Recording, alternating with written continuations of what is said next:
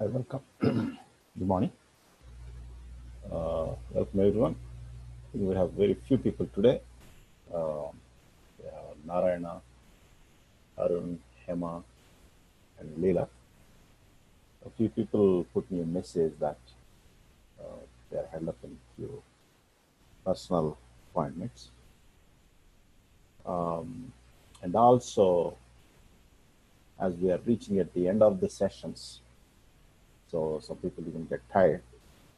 So naturally, they, they might be consolidating whatever that is covered. So, but still, no problem. So we have recordings so that our friends can able to review and we may be able to move forward. So today, let me see if you can hear me.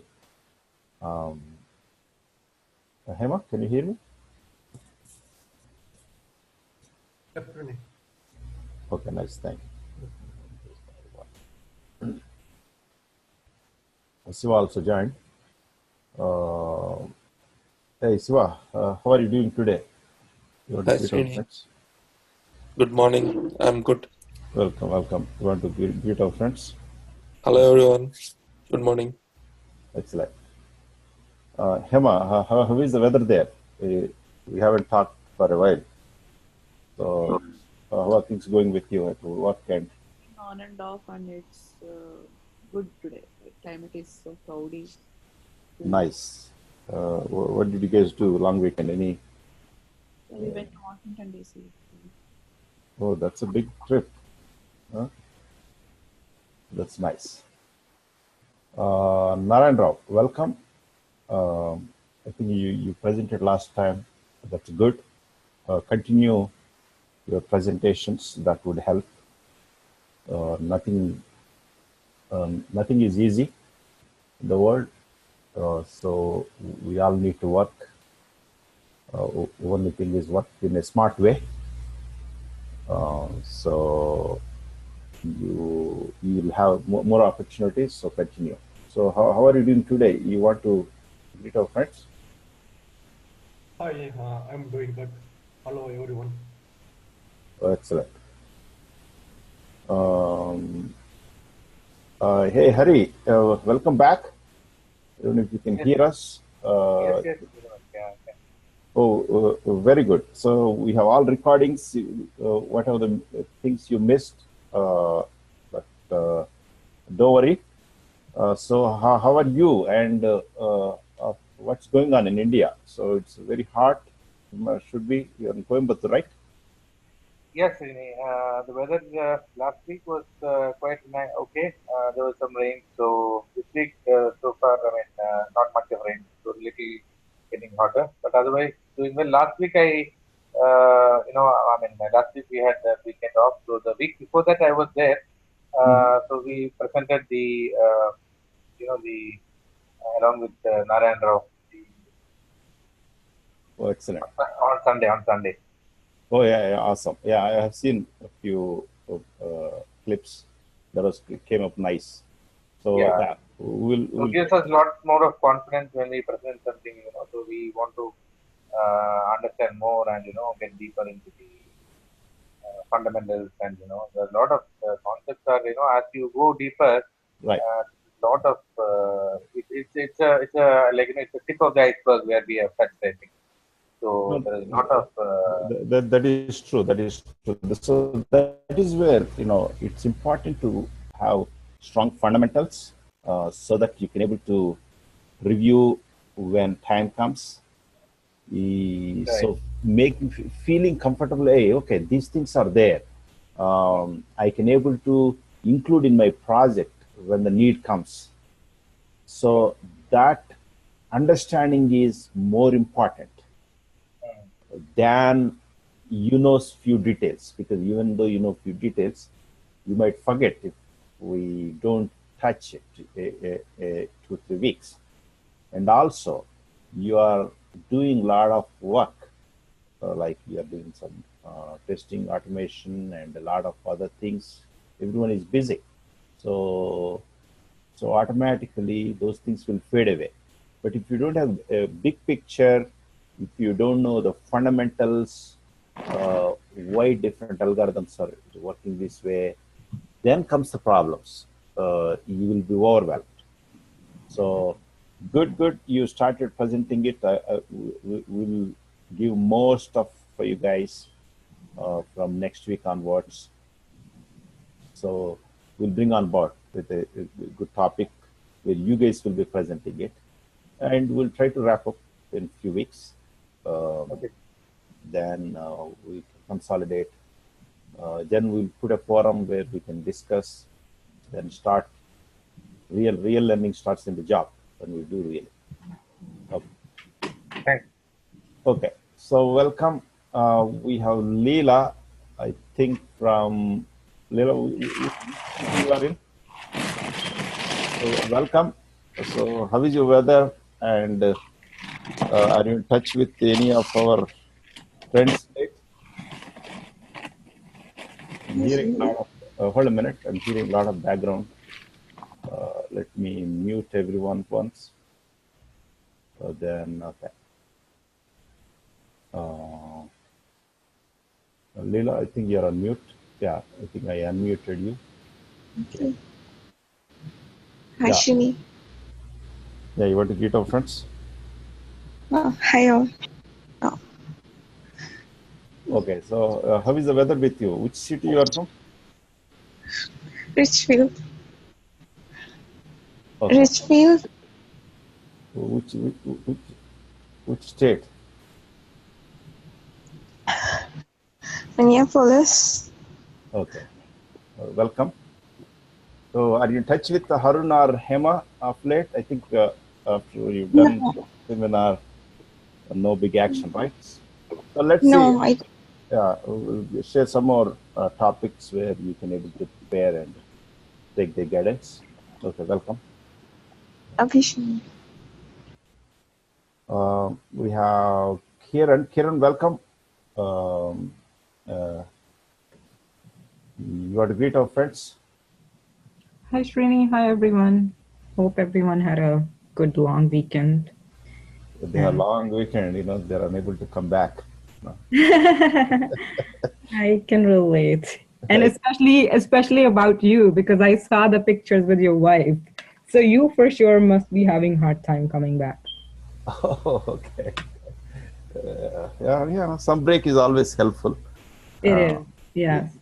So we, more than not doing work, so doing something different always mind helps. I think Hema went for DC. Siva, do you have any break? Yes, Srini. I visited here, like California. Oh, cool. Okay. So your kid is first time visiting California? Yeah. Oh, nice, man. Okay. He's got a handsome boy. I saw his picture. I didn't get a chance to actually speak with him directly. So what did you do, Kiran? Did you, because I shouldn't ask you. I honestly, I didn't do, I just took it easy. Okay. But I'm starting to take these painting classes. So I used to do painting a lot growing up, but I haven't been able to. And so I'm trying to get back into that. And it's very relaxing, really, it's very therapeutic. So it really helps you clear your mind. So that's what I did pretty much, but I was here local only. No, that is absolutely, I totally agree with you, Kiran. So that's why I do multiple things. I do listen to music. I talk to friends. I just read few topics on nature. So all these things will refresh your mind. So then that would give more energy to handle other things. So I can relate to what you say. So continue.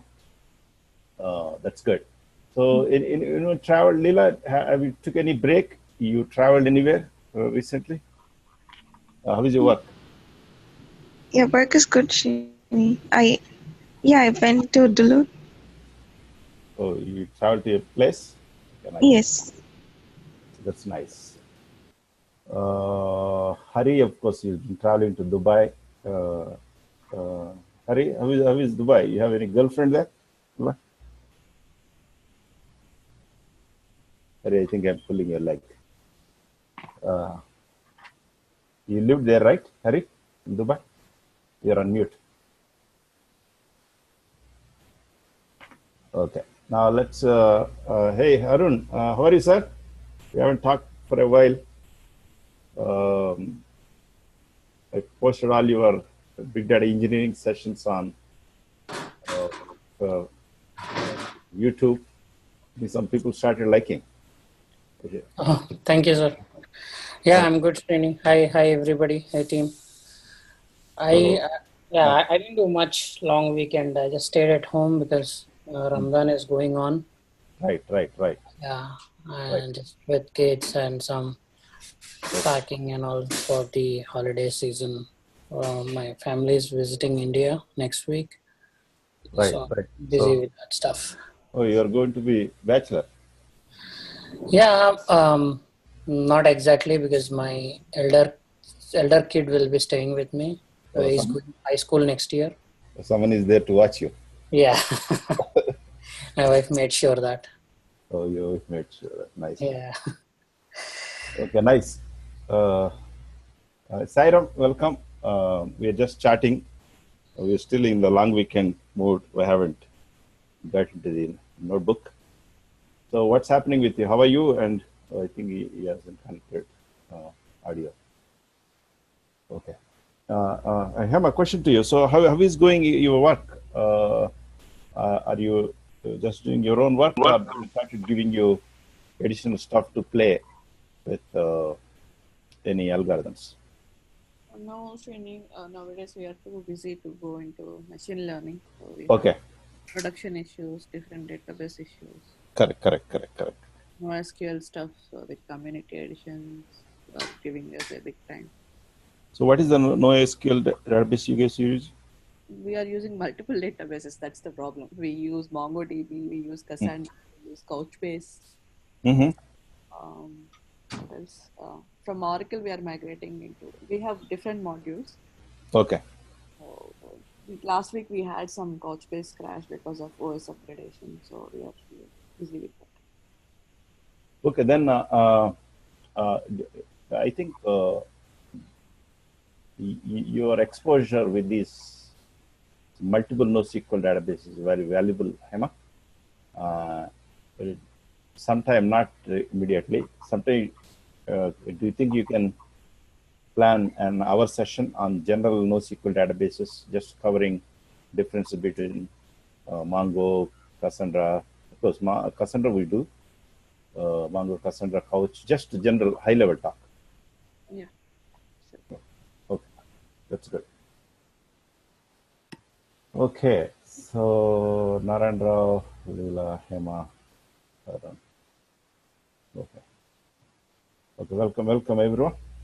So I'll try to keep it interesting for you today without adding just stuff for adding sake.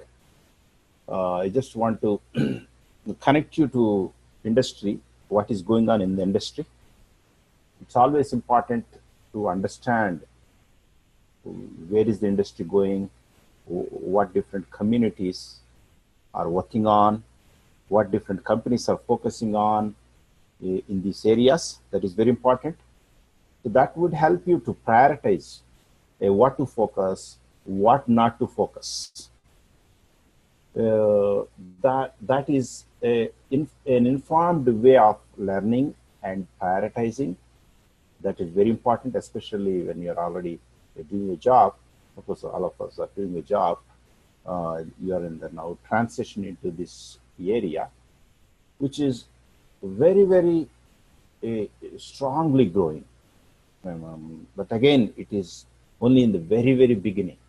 Everyone is just playing and try to deploying, try to see how it evolves, etc. In a way, that is very, very nature of the machine learning and artificial intelligence, because it's all about learning. So machine learning and deep learning is all about learning. So when you say learning, learning mimics our brain. So that is what the neural networks are all about. But anyway, if you see even the way you learn in the class, the companies learn, it's all the same. It's a mindset. It's how people call it as change management. People call it as a change. But you can think it as a learning. Even Hema team wanted to do a lot of stuff on machine learning, but again, a lot of priorities come related to other work. They might slow it down, but doesn't mean they stop it totally. So in industry also it is like that. So there is a lot of emphasis on big data engineering. You need to put your leg on it, because that is a foundation. But it's very interesting. Other day, a friend Kiran is saying that it involves a lot of housekeeping. Yes, that is correct. So that is where making sure you balance the big data engineering with machine learning really gives you a strong foothold in the market. But don't hesitate to get into big data engineering. You may not be working long time. So you may be working 3 to 6 months, maybe writing few Spark SQL jobs, maybe writing a couple of streaming jobs. That's it. Pretty much, you're not going to build a lot of things. But during this 4 to 6 months time, you may be interacting with users, trying to understand the landscape, different ecosystem, how the data ingestions are happening. Is it happening through Scoop, or is it happening through Kafka? Are they doing batch or real time, or combination of it? How much percentage of it? How they are using Hive? A feel of it is very important, because seeing is believing. Whatever you do in the class, whatever you imagine, it's all good, but staying there, meeting, is all important. So you talk to your friends or phone, etc., but sometimes we want to meet. So to feel exactly, to experience the topic, experience the knowledge, that's what stay with your brain. The brain feels that, okay, hey, I know what it is. You don't have to do a lot, actually. Harun, hey, can you share your first project experience in few lines to our friends when we moved from Apple? Of course, in Apple, you done some stuff along with me on site. But when you started doing the project, though you know a lot, what are the things you learned, and what are the things you felt comfortable? What are the things that you thought, oh, okay, a little bit anxious, but you felt, okay, hey, I know much enough. In fact, I'm ahead of what they're doing. How can you share a few lines of experience? Yeah, so for first project, we did a lot of analysis and POCs in Apple. But when we moved to Cisco for the first project, initially we were a little nervous. But I think things worked fine once we actually looked at the environment. There's nothing to worry, because it's not like people know a lot of things more than you, are experts at the workplace. So you will realize that you are at par or even ahead of them when you actually go there. The only thing missing is having a real environment. But the kind of practice we did in all our batches, it didn't take much time to get started. So in fact, we had our release just 4 weeks after we joined. We started working on the Spark and Hive project that time, right? So yeah, it was pretty easy once you get started because you already have all the foundation. What we did on the basic Hive tables connecting to Spark and everything we knew. It's only that we have to substitute with the real world or work environment machines and IP addresses and connectivity, that which took a week the most to get it resolved and then get working.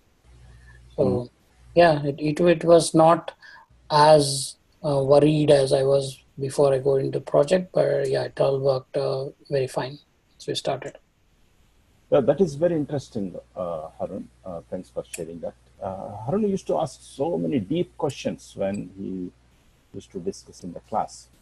That's very good, actually. You need to continue, have that curiosity, have that.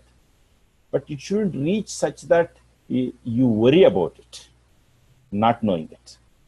See, learning it with curiosity, learning with, as you have a bandwidth,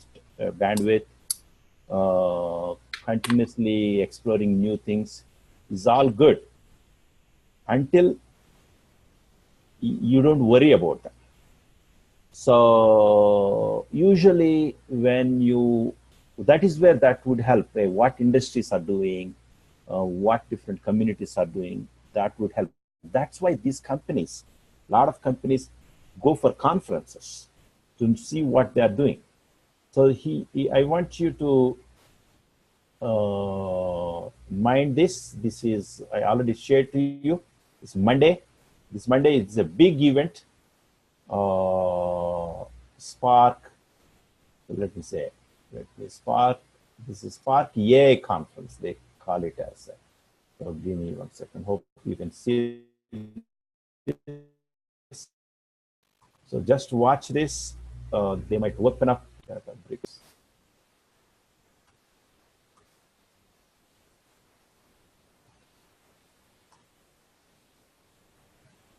Let me quickly show you this and then I'll move to the next step. So in Spark plus AI Summit. So Monday it is starting San Francisco. It is big event. Actually, it's 3 days, 1 day training. 2 days is main conference. There are many companies attending. So this time, even there is a lot of traction.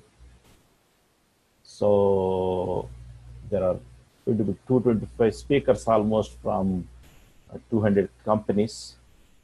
There are technical sessions and they have a lot of training classes also.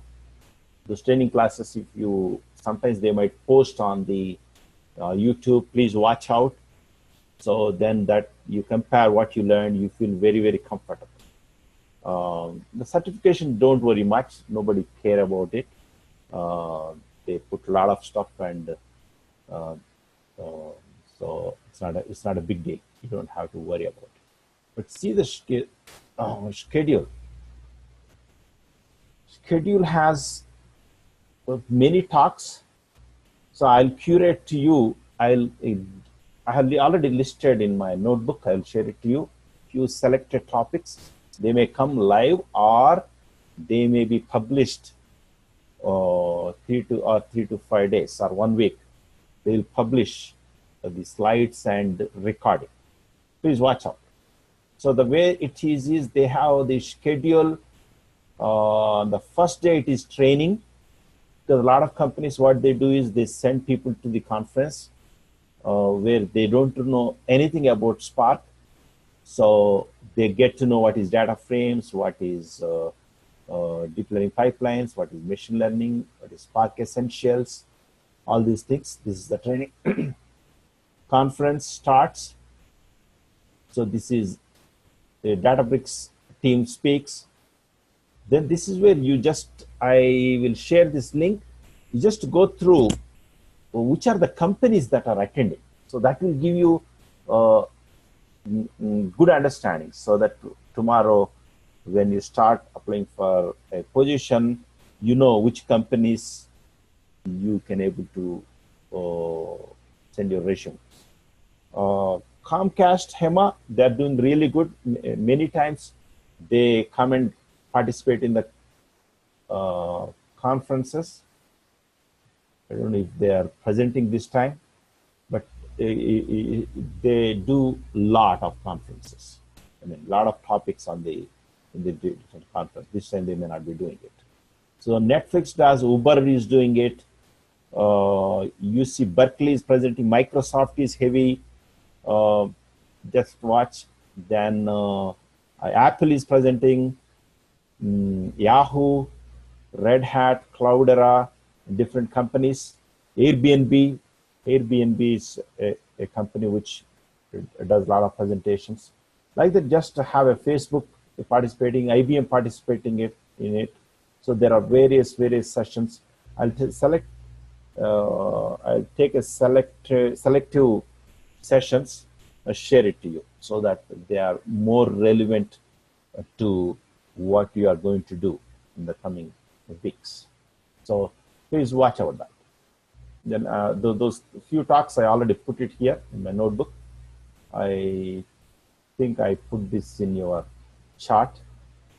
You can open that link. Okay, so that's about this community. That is very important. Getting with the community is very important. So that shows to you what is going on.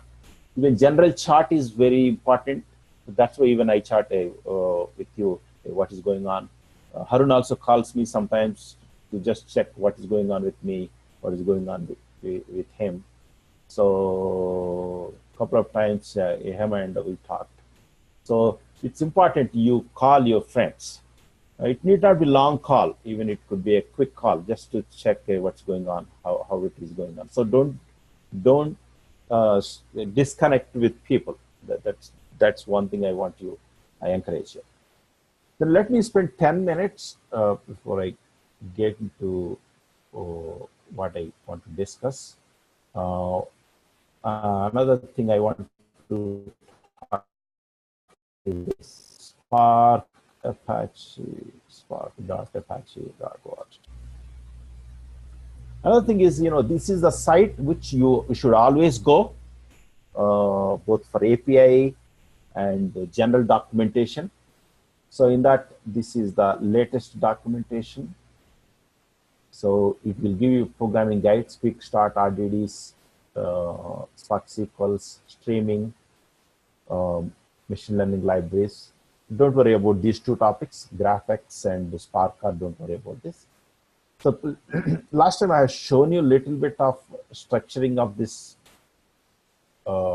documentation, but just let me click this so that I'll show a couple of more pointers just to keep as a reference. So you will, as I mentioned, you will see two. It says MLlib main guide, MLlib RDD based API guide. Emma, do you recall what are these two different sessions? This is, if you see, suppose you take classification, here classification aggregation, classification aggregation, same topics is there. Clustering is here. So this is, it's called, even though it is MLlib here, MLlib, but if you see when you import, you will see, you will be importing. One, other one is data frame space. Correct. So you will be importing MLlib. So MLlib, machine learning library. So it is mostly the RDD based. RDD based is a little bit low level. So that is where Spark developed this platform. Later they converted the MLlib into, they are calling it as a just ML. So where they made it more efficient, especially with the concepts like pipelines. Rather, let me put, first one is the basis is on data frames, whereas earlier the basis was on RDDs. So data frames is now more standardized so that you can do a lot of things with SQL itself. So that's why you focus on this more. 80 to 90% is spent here.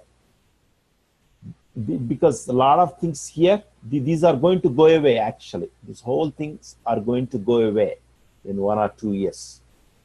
Just because earlier they released it, they started continuously supporting it. So originally they wanted to change this itself, but the Spark community felt it very difficult to work on this. So that's why they are developing this. In parallel, they rewrote all the machine learning libraries in a more efficient way using Spark SQL data frames. So that's why you see these two things. So you focus on this. So if you go here,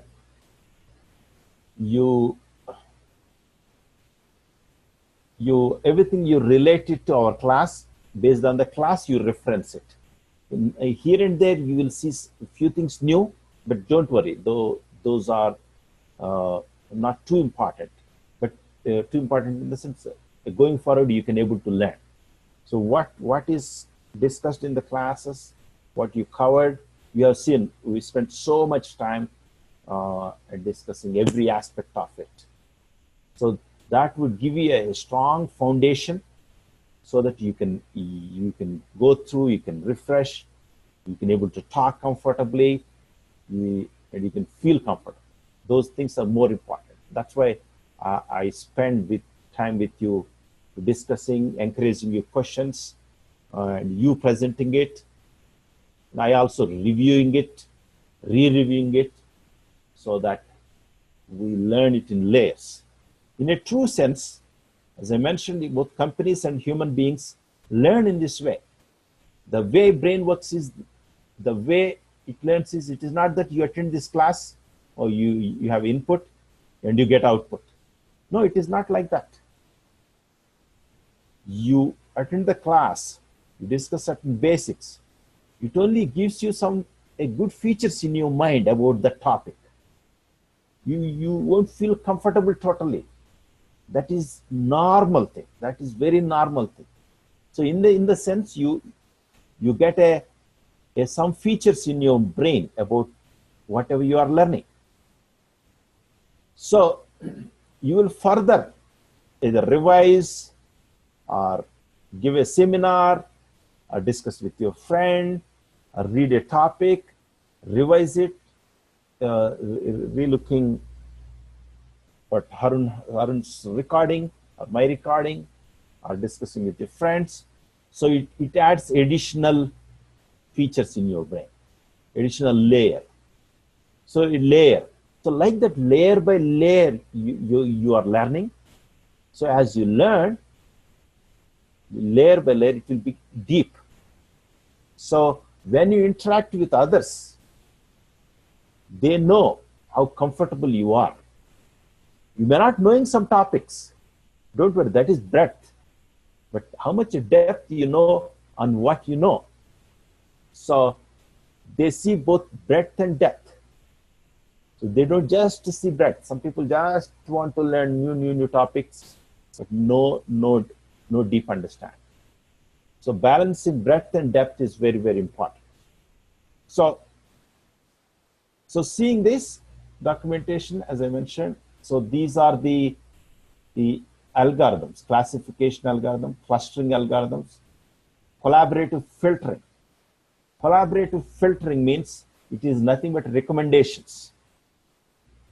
Collaborative filtering is a topic on the recommendations. So they use alternative least squares. So they call it as collaborative filtering because some ratings are available, some ratings are not available. So that's called, they do using alternative least squares. So that's called collaborative filtering. The algorithm came from the Netflix.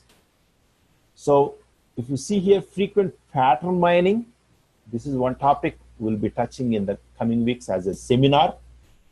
You can relate it to your recommendations. Just to give a 1-minute summary, frequent patterns mining. Frequent patterns mining means think frequently buying items. You go to a shop, you buy X. So, and people buy X, and rather they try to buy bread. They try to buy milk. So the retail companies see what are the items that are bought together. So they may give discounts on one product so that you buy it. In other two, three products, they don't give the discounts. So they make you buy one product. So automatically you will be buying other products. You buy bread, you may buy peanut butter. Or you may buy eggs for omelette. And you supplement with additional milk. Of course, milk generally you need. So like that, they always see what are the items that are related. What are the patterns that are related. So some people call it as a market basket analysis also. So I'll put under the recommendations itself. So I'm working with Harish. The team will give the a session on it. Even I will supplement it. Just to give you, when you see the documentation, I don't want you to get shocked. Oh, what is this? I never heard about it like that, because this is the documentation everyone go through. So if you see here, okay, this is also will be taken care of it.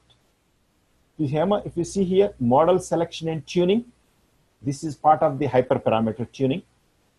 So which is where you will have a cross validations, model hyperparameter tuning, all these things.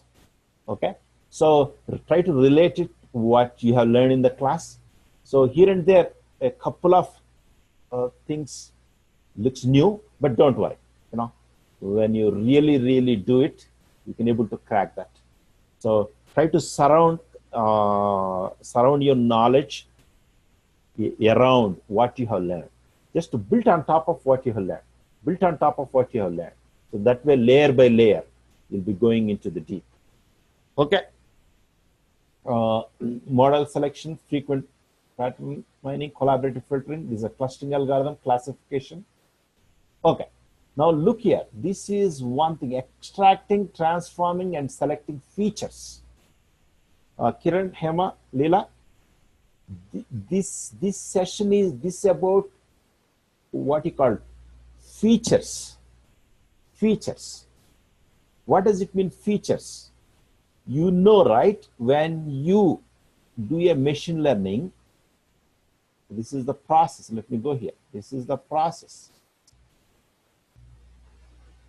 You before you train the model, you know, you do get data, clean, etc., prepare, manipulate data. It means basically you are preparing the features, so that you can train it. But you know, originally there are different ways for features. In the sense, for clustering, you use the linear vectors.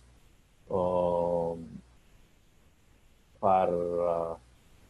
recommendations, you use the ratings. Those are understood.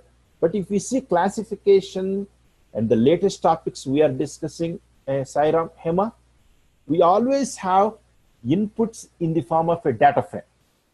Inputs in the data frame. We have features and label, features and label, features and label. Now, what if in the case of a image? In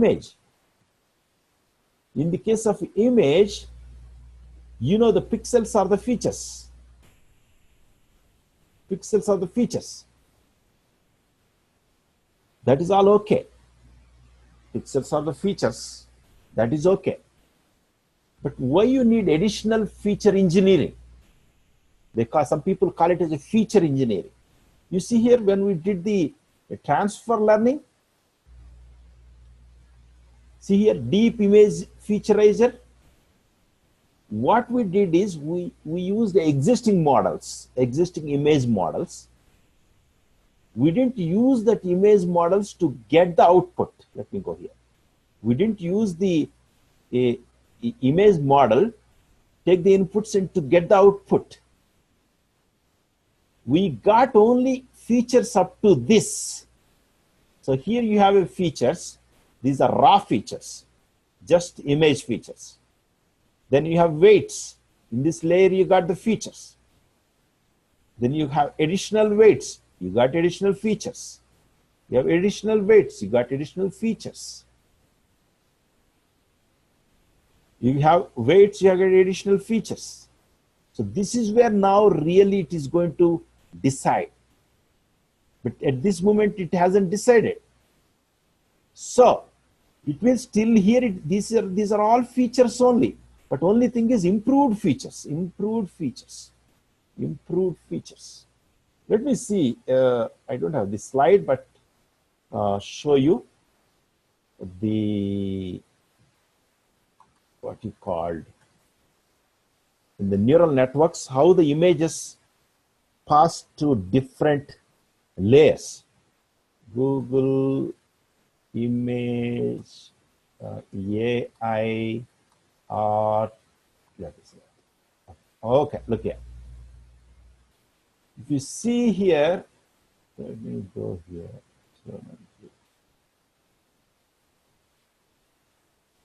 Give me 1 second.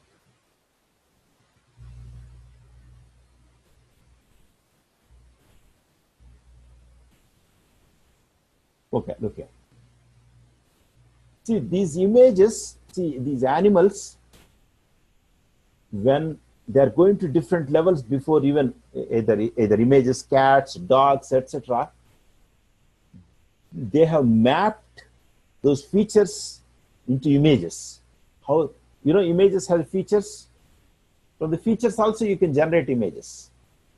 So before you get the output, suppose you are here. Now at this moment, you have the feature. See here, a image has a features. Here there are features. Here they have a feature, improved features.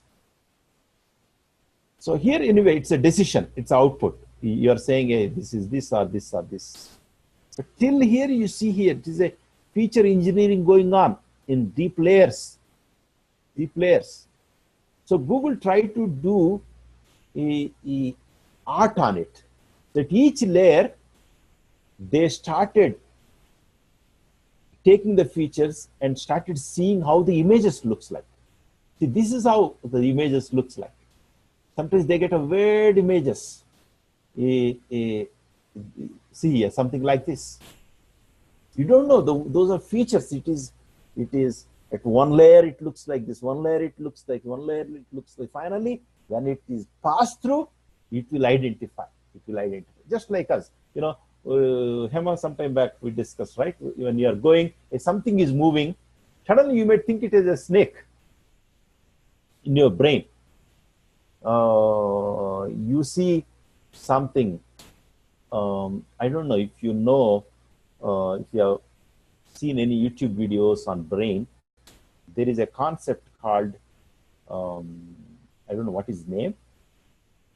Your brain is wired such that you don't really, what you called, even though without seeing it also you can see it. In the sense, because it is in the brain you see it, right? If you imagine, if you feel it, you may see it. So what does it mean is, suppose say some people went to jungle, they are hunting. Suddenly they see, oh, there might be a lion behind them. So what happens is, but if you really see, there may not be a lion, but you felt there is a lion because the surroundings, the sounds, or certain images you have seen made your brain predict there is a lion or there is a tiger. So immediately you felt, hey, there is a tiger. So So that makes you run fast. That's how the primitive, our brain is wired historically. But see, that's where they say it is better to, it's okay to predict. But what happens, there is a line, your brain reacted slow and you couldn't feel that there is a line. See, Sairam, what happens? Question to you. I think I'm confused. I confused you. I'm pretty sure on this. What I'm saying is there are two situations. One is, Hema, the other is a question to you. I think Sairam might be unmute. Say there is a lion. Your brain couldn't perceive it. There is a lion. That is one case. Another case is there is no lion. In some situation, you felt there is a lion. Which is better case for our survival?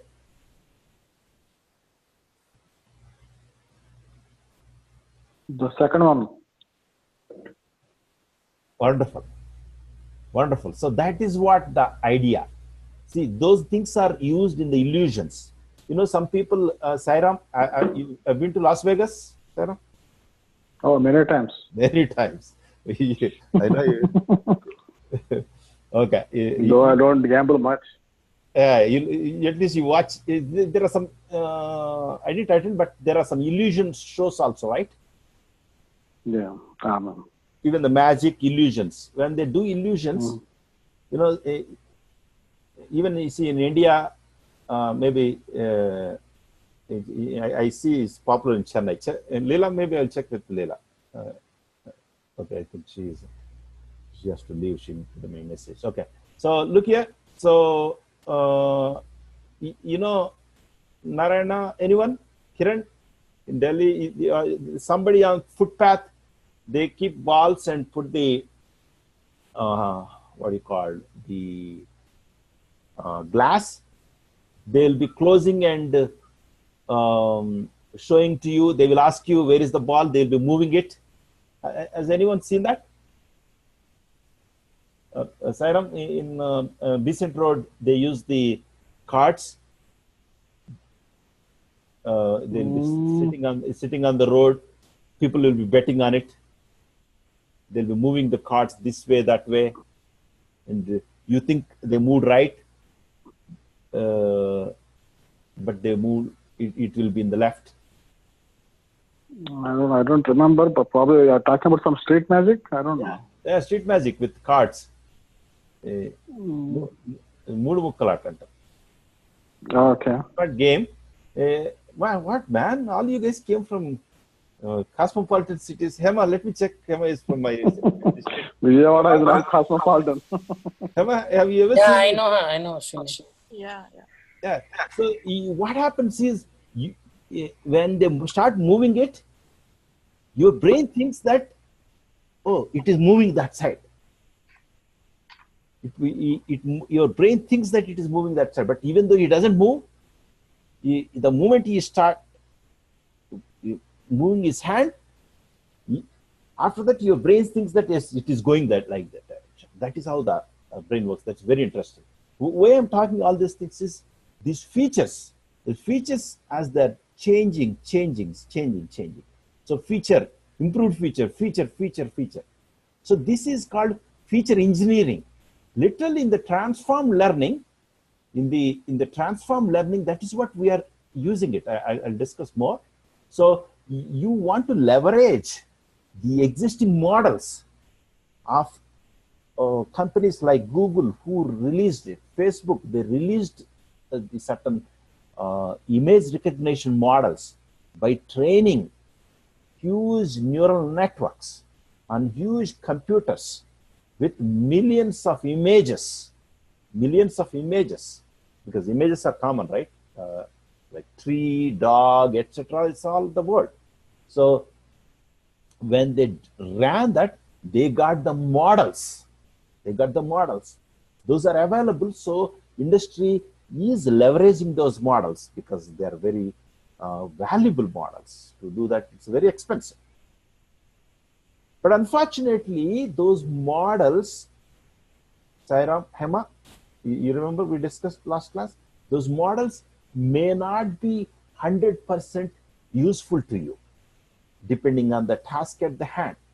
Those models may be dividing the animals or tree or flowers or trees into categories, whether it is a lion or whether it is a cat, whether it is a dog, like that, high level. But what if your problem is classifying the breeds of the dogs? So that model, Emma, is that correct? The model will not be useful to you out of the box, right? Totally, because the model can only categorize high level, but not the subclassification, right, Emma? Yes, Srini. Okay, so that is where, so instead of totally classifying it, we have APIs, so which does the deep image featureizer. It's only featureizer, not classifier. Classifier means the total output. It's a featureizer. So it takes the features, so it gives you the output. So these things are called feature engineering or featureizers. So those things generally see here, what do you call here? Extracting, transforming, and selecting features. So here you may see a lot of the things. So don't get scared. In the next class, we'll be covering one of the most famously used. It's called TF-DF. So what this session does is, of course, actually a lot of things will be covered here, but few of things already you have done this. In this, you will be Hema, Sairam, Kiran, Shiva, everyone.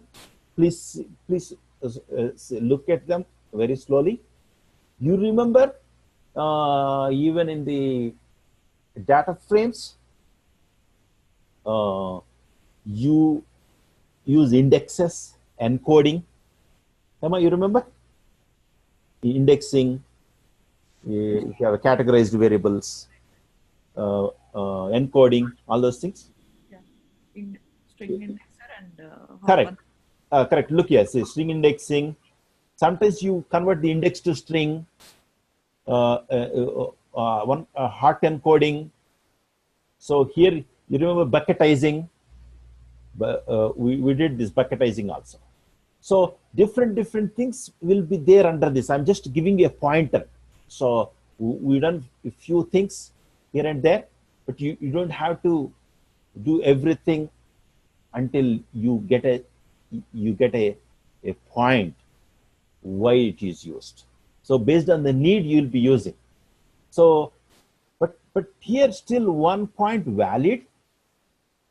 You don't know how to handle free text. See, if it is enterprise data for classifications, if it is in the tables, thanks, we have what you call data frame. So in the data frame, we do some feature engineering using indexes, on hot encoding, etc. In the case of images, yes, images have pixels. Use deep image featureizer. I'll show the code again. So that would give you the features up to this. Then those features you can use it, passing it to a classifier. So that is in the case of image. Now in the next week, you will be seeing how to handle the free text. Free text means people writing in the Twitter. When I'm backing up my 2012 Prius, it sounds like something hanging up or scrapping as it rotates and only happening in the morning. I hear a squeak coming up at the back of the wheel in my Prius. So companies like Toyota, companies like Apple, and many companies, they try to extract these free text from social media sites like Twitter or Facebook if it is a public post, or blogs. So since these are free text, so how you run your algorithms on it. Whether, let me say, there is a concept called Sairam Hema, sentiment analysis. Sentiment analysis is a technique for detecting how the consumer is reacting to a product, a brand, or even a situation or an event, either positively or negatively or neutrally. Right? This much positive sentiment is there, this much negative sentiment is there, this much neutrality is there. So how they do it? So for that, they extract this free text, extract the free text, so raw text. They split it into words. They split into words. But again, those are just words. So they want to machine to understand and learn. So that is where there is a lot of feature engineering. There is a concept called tokenizing. There is a concept called hashing. There is a concept called hashing and doing TF, IDF. All those things I'll discuss. But just I'm giving a pointer to you. Look here. TF, IDF. If there are words, how can you convert them words into a vector? Hema, is it not a free text is a combination of words? This is our common sense. The free text, let's say, if you split this with space delimited, when I am backing up in each of the words, So there are algorithms, built-in language algorithms. It comes under part of natural language processing. Language algorithms. They have those libraries, identify the patterns. So after what you call, they have some rules, how these words are a little bit related, etc. But more than anything, converting them into tokens, converting them to vectors, so that computer can understand. So that's why you see these words, word to vectors, TF, IDF, term frequency, term. The word is a term frequency, and document frequency. I mean, in each document, how frequently this word is coming, etc. Some hashing functions. See, all these are utilities for you, which you'll be using based on the need. We focused on central, very frequently used, so that you get the concept well, so that you can relate it to well, and when you need it, you can able to write, you can able to handle it. But we'll be in the natural language processing; those things will be covered. So this is the what you call the extracting, transforming, and selecting features. So look back again. This is again handling features. So here we are not running any algorithms in the sense any models. There will be some algorithms related to features. See, please try to understand, algorithms are not just for model building. Algorithm is a rule that help in computers to achieve a desired effect. That is the idea. So here there are certain language rules to handle the free text. That's why those rules are used in the features. So those rules may be coded as a library. Those libraries may not be a classification libraries, they may not be clustering libraries, but that API may be helpful for just feature extraction. So this comes under that. These are the real algorithms, machine learning, classification, clustering, collaborative filtering. This will touch. This is hyperparameters. Please don't worry about this right now. This is they're just experimenting on if you knew other things. So I want to make sure you are comfortable with this documentation. In here, Hema, did you get this, Hema, at least certain clarity, at least as a pointer? What I'm talking about, each of them, so that they will be useful for your reference. Sairam? Yeah. Kiran, are you getting what I'm trying to convey? I'm trying to convey how you should be comfortable with the documentation. At least, okay, well, this contains about feature generations, etc. So that way, when the need comes, you go here, here they are using TF-IDF. What they are using TF-IDF for, okay, this is how they are using. Okay, let me relate to my class, or in my class I did the example. Okay, then let me build it up on top of it. Let me Google it and connect the new information with what I know about this. That is the whole idea. Sarah, are you getting me? You please, yes. Can you please post this link to Facebook as well? So we'll have that one. Sure, definitely. Okay, so this is about features. So general features, you get everything in the form of data frame, the classification, etc. But again, you have used indexes, etc. Those things will be available here. Okay. This is about pipelines. Pipelines, you already know a data frame. You take it. There will be a transformer, estimator. Estimator in the sense, just you fit when you run an algorithm. Transform and fit. Fit means estimating. Here and there, we will do some additional talk on this. We've been using pipelines. So pipelines details will be available here. This is one thing, basic statistics, summary statistics. You remember some of you, Sairam, I think you done that on that day. You done summary. It gives the mean, standard deviation, variance, all those things. Those things will be here. Basic statistics, correlations, and hypothesis testing you don't need. So basically, running few summary statistics that would help. So this is high level, so that you should be comfortable when you go. Okay, you shouldn't be confused here and here. Some people try to mix these two here and there. Don't worry, when they see why they are mixing it, you might find a reason. Then okay, you may be comfortable. Then you may be using ML with MLlib. From MLlib, you may be using some API. From ML, you may be using some API.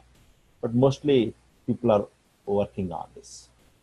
Okay, Hema, Harun, Kiran, does it give you some idea when you go to this documentation where to look what?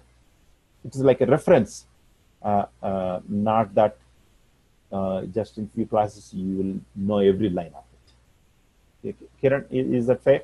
Yes, Srini, I really appreciate you showing us this. This will be very helpful. Yeah. Hema, how does it sound, Hema? Okay, Hema, maybe. Hi, Srini, this was really good. This is Shiva. Okay, very good. That helps, right? So usually when you go to the documentation, these statistics related stuff, or some pipeline related information, or this is about some features related information. These are algorithm classification, clustering algorithms, collaborative filtering algorithms. This is also frequent pattern which we will be discussing. Thanks. This Hari here is a good reference for. Okay, awesome. This is about some features and tunings. So that way you will be comfortable even for preparing interviews apart from your class also. Awesome, guys. So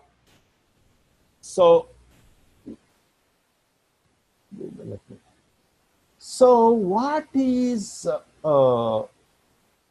what we are trying to do in previous classes is I just want to spend some time to consolidate whatever you learn. You have learned these neural networks basics, which are very important.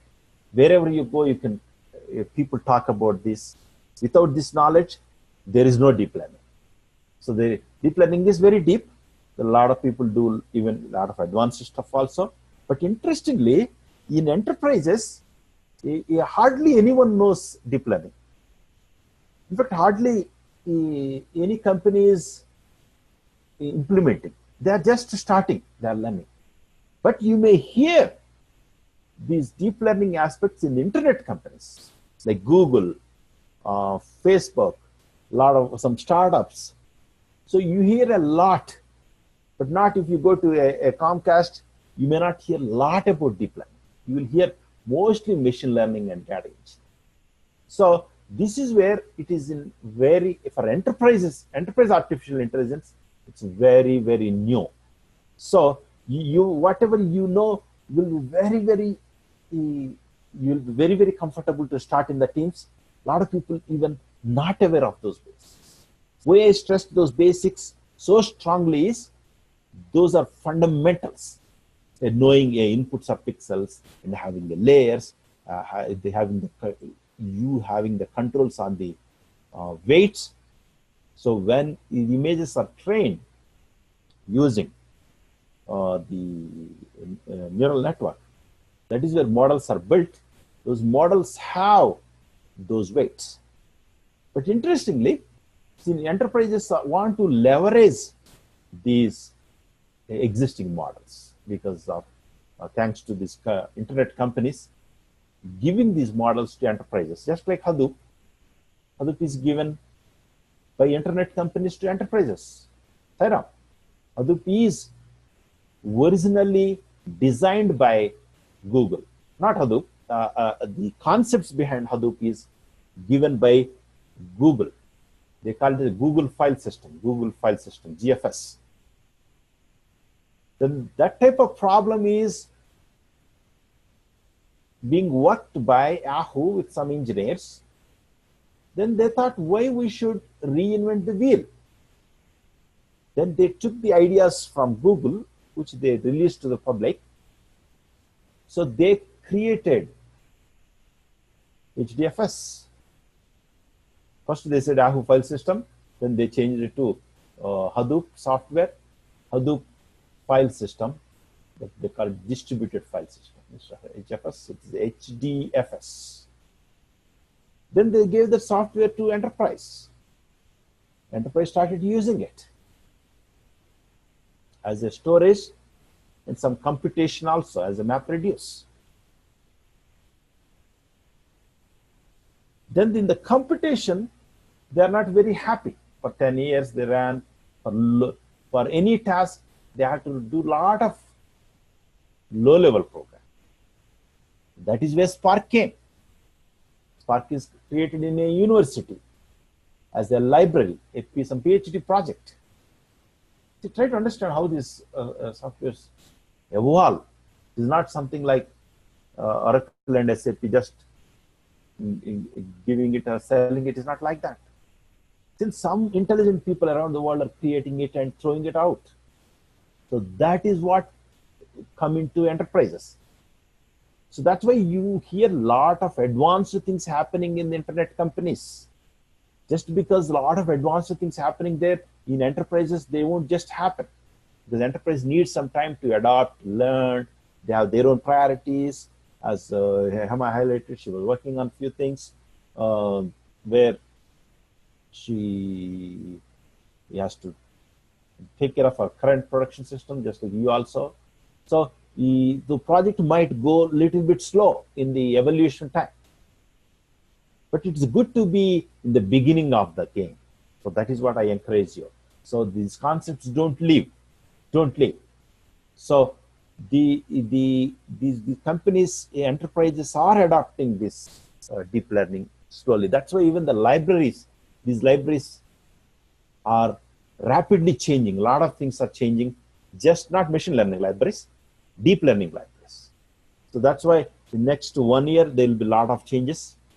Everyone, please understand this deep learning libraries for enterprise is only 1.0 versions. 1.0 versions. They are not 2.0 versions.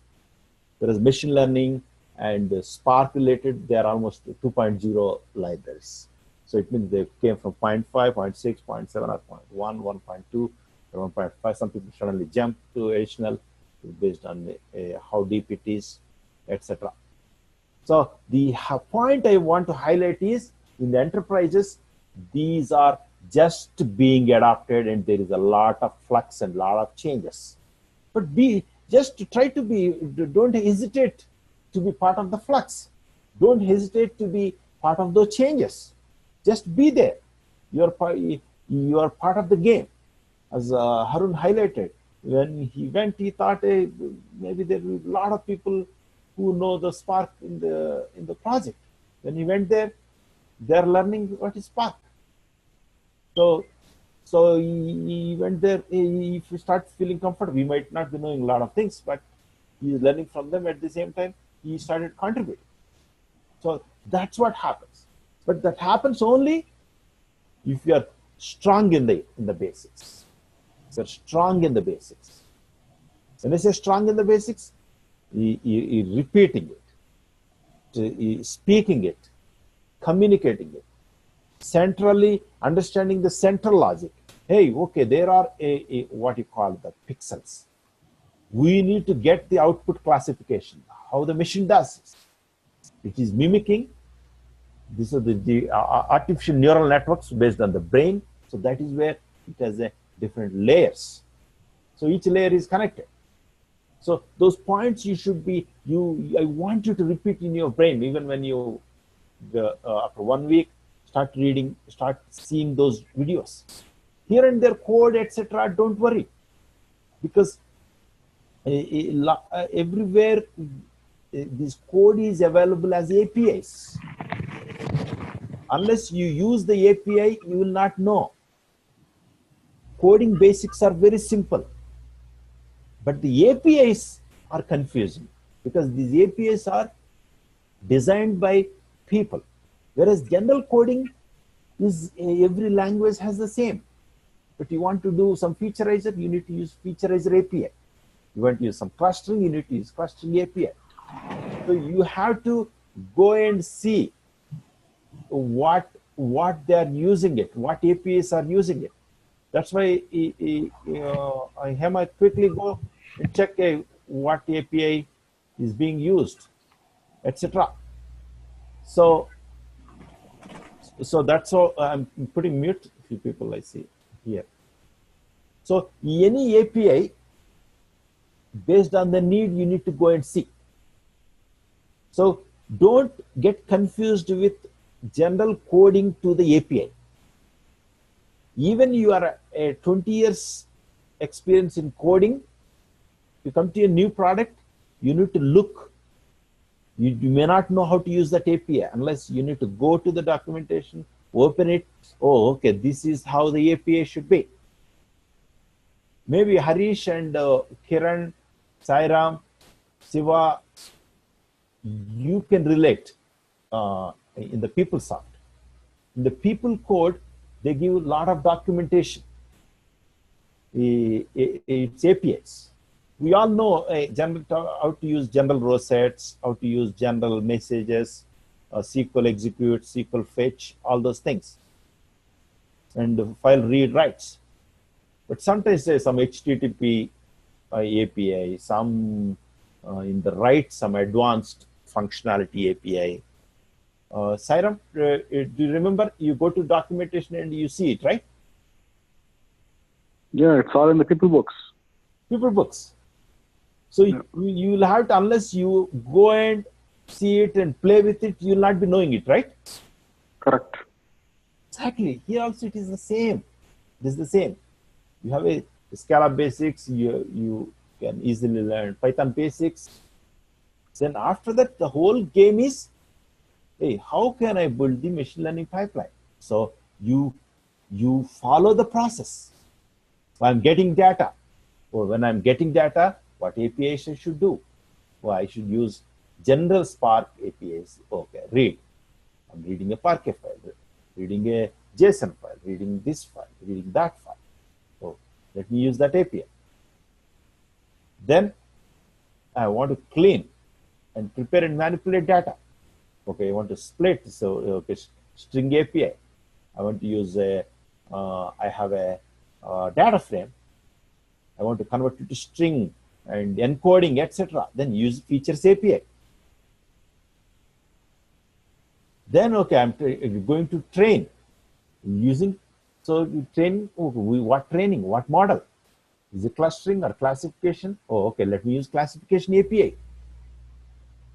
Okay, what is that API? Okay, first in the class, okay, at least you know how to train, how to fit, etc. Maybe some additional functionality, what exists in that API. So like that, in the testing, you may be using a cross validator. Let me go that side. You may be using cross validator. Cross validator. Sorry, in the testing you will just testing it. Then when you are estimating it, what is the result? When you are improving, you may be using the grid. So you'll be using grid API. So you'll have to go through that API.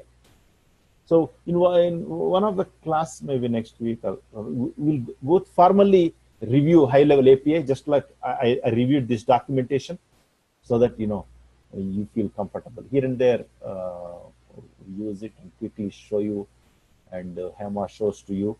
But I will open up the documentation and make you comfortable also in this. So having that mindset in your mind makes you comfortable with this whole topic, because this is all evolving. But trust me, this is a awesome stuff. This is very good stuff. You all need to be in this game only. You go in there anywhere, people are talking only these things. You go to meetings, go to parties, go to this one, they are talking only these things. Maybe internet companies, they are doing a little bit advanced stuff, but don't get overly confused. You are in the enterprise. You stay in the enterprise. In the enterprise, they go steadily, and there will be long projects. There will be continuous value addition. You have this background. So only thing is, now you are going to focus on adding more value to the company. When you add more value to the company, you will be a valuable consultant for them. When you're a valuable consultant, they compensate you well, and your career will be stable, and other companies will be looking for you. So that's why this 1 year, 2 years will be very, very crucial for you. I encourage you to continue collaborate with the team. Stay with connection. We'll be there in the game. I'll make sure you are successful. But you also, among you also, stay in touch and stay positive mindset. You put a lot of effort. I truly appreciate. And I want this knowledge to work in action results.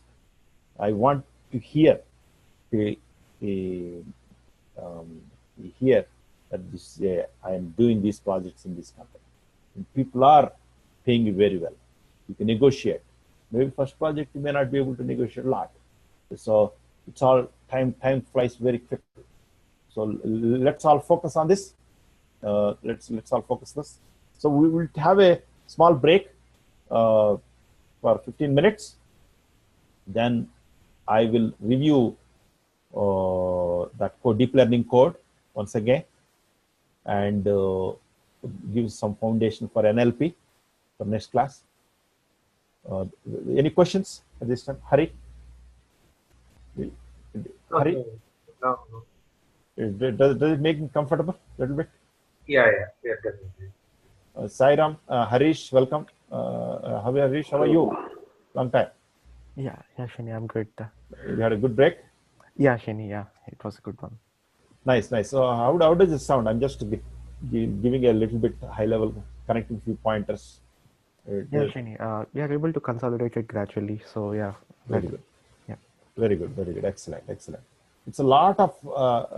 Did you observe, Harish? Both in engineering and ML, we covered a lot. Do you agree with me? Yeah, absolutely. If you see now, imagine consolidating that. How valuable it is having a great market around. You being ready to solve the problems and having an understanding that it's going to offer a competitive career. Does it inspire you? Absolutely, Shani. Yeah, it does. Excellent. Take your time. Some people may have a may target for 3 months, some people may target 6 months, but at the same time, don't put 1 year plan. Try to you have cap it to another maximum 6 months. Otherwise, it will be for. There is a concept called I don't know. I'll still tell in Telugu. Maybe it's the same in India. Panchavarsha Pranalika. I don't know what you say, Kiran. In Hindi, what do you say? 5 years plan in India. Government creates a 5 years plans. Okay. Siva, how does it sound? Yes, Srini, it's very useful. The way you related those API documentation is very useful, actually. Nice. Harun, you want to do any Srini, comment? Yeah, Sarah, please. I haven't done much with this one, and I don't know how it works also. But what is this GitHub thing? I mean, do you recommend anything doing any small project in GitHub to put it on the resume, or is it That is good. necessary? No, actually, that helps definitely. That is. But is it like a paid thing? I mean, the GitHub? No, GitHub is free. That's a good Oh, it's question. free? You brought it up. You're very smart, Sarah. I know. You always you observe a lot of good things. That's really good. Okay, nice. Nice. Let me take the break. I'll talk a few pointers on GitHub. And maybe one of the days we'll have some seminar also on it. Somebody will do it. Okay, so it is 9:32. We'll meet in after 9:45. Thanks.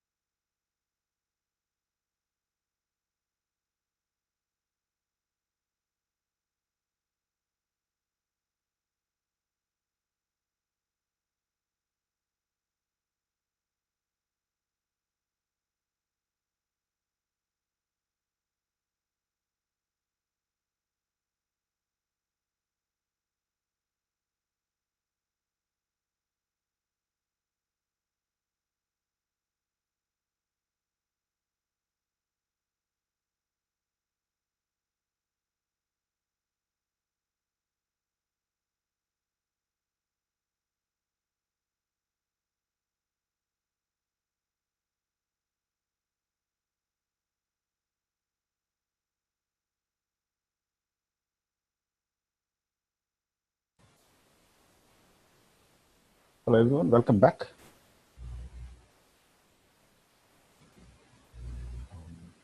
Harish, can you hear me?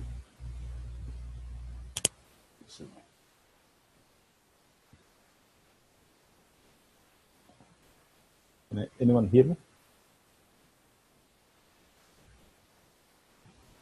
Yeah, Srini. Okay. And Srini, yeah. Thank you. Okay, let's talk a few minutes on, I mentioned GitHub. Anyone use Git?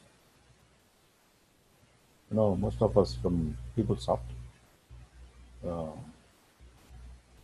don't care version controls, especially for SQRs, and App Engine don't need anything.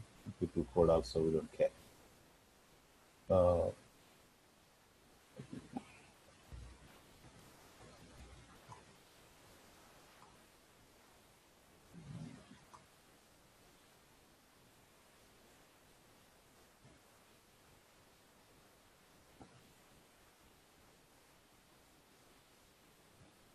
Anyone?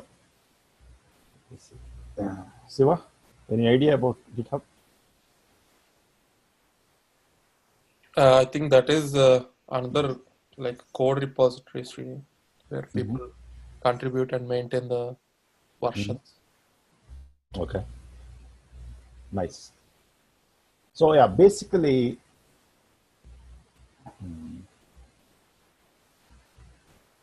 GitHub is based on software called Git, Git, Git. There is also another site called Bitbucket. Bitbucket.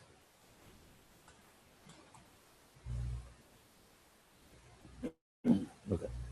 So these two are the standard in industry, Bitbucket and GitHub. Sarah, you there? Yeah. Okay. Just let me give a high level, then we can take some action on it. It's a general it's a general software tools nowadays very popular because of open source. So basically, it uses a software called Git. So Git software. Git is a software which is this is the software actually. It's based on Git. So this is written by a guy who created Linux. You know Linux? You know? Linux. The Linus Torvalds. There is a person called Linus Torvalds. So he's a guy, very famous guy. He's the one who created Linux. So when he's developing Linux, Unix software from his desktop, he has to collaborate with so many people around the world. So since it's open source, so how to collaborate? I write a file, Siren, meditate, all these things. Then he came up with a software called Git. Git. So distributed is the new central, distributed version control. So what this does is, it has a concept called branches. It's basically version control, much powerful than the other version controls in the market like CVS, control version systems, Mercury, some other versioning tools are there. So it's basically code versioning. People from PeopleSoft generally not aware of this because we don't use it for people code, SQRs. So whereas people develop Java environment, C++, any object-oriented programming, general any projects, they must use version control. So most of them are using nowadays Git software. So they manage all those versioning, etc. Then what is Bitbucket and what is Git? See, these guys support these enterprises for a cloud-based Git. Instead of using Git on your own servers, you can use GitHub. Your company can use GitHub or Bitbucket as a paid version controls. And interestingly, this GitHub and Bitbucket also gives some free service to people like us, just like our Databricks as a community edition. Just like our Databricks as a community edition, even GitHub also gives a free service to developers where they can create their own projects. So when you do a project, if you are alone, there is no version control, right, Sairam? I mean, version controls will be there, but there are no conflicts. Multiple people are not there. It's simple. You have some code, right? Suppose you have a code about a breast cancer classification. You have a source code. You have an input file. Sometimes you want to deploy it onto cluster. Suppose you have what you call the Scala SBT file. Suppose whatever the source code you want, you can upload to this. You can create your account and you can upload. So I don't have, I think even I'll do it.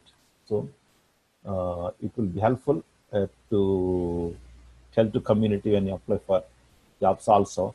You can keep a link there. Hey, this is my GitHub repository. So it's a basic repository. So you create small projects like just our classes, right? It's a recommendation. You just put it under recommendation, upload your code, upload the data. Then put classifier random forest, upload the code, upload the data. Like that, you just for projects, just give the link to someone. It is like sharing the code. That's it. Sharing the code. Maybe you might have got so this. You just please. So you are giving the link only to the code. We don't know if the code really works or not, or can we test it, the code? No, right? You already you'll upload only tested code, right? Where do we test it? No, now in the class, now you suppose you tested this. Suppose in this one, where is our? Databricks community. Okay. Cloud. Okay. Okay. This you can package it to. Harun can help you, right? Package it to Eclipse code, right? Okay. So we use our got it. Okay. Eclipse code, make it run on the Eclipse. Okay. Then just share the source code with the .scala file, right? Right. Give me one second. So whatever the use case that we want to use it, we develop the code for it and we test it and we provide the link to that one on the GitHub. Correct. Okay. So that way somebody can, like that, people will be sharing different people. See, I have this also, I'm running it as a script only. Do you see, Sarah? Yeah. Going for, just take one example and import all those libraries from that. Create an objective file, just like this. Look here, object. I commented it, but you create this. Just keep it as dictionary Scala. Test it. Then you can upload. So let me show you a case. So basically, it is a repository. Even if you upload a non-working code, also you can have. But what is the use? If someone sees this, it's not working, right? So GitHub for let me say start examples. Suppose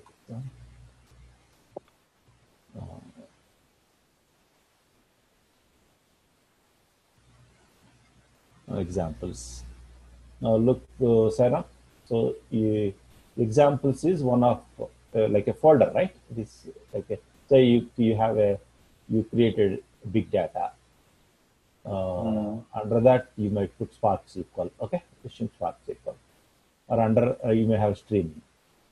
So under that it's basically this is a folder structure. Here you see you just had a source src main.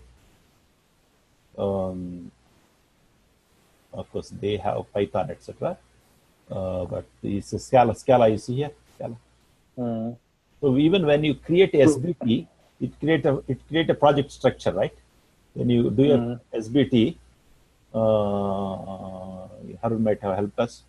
So when you compile it, it creates a project structure like src main, Scala, like that, org. We are doing SBT tomorrow, Srini.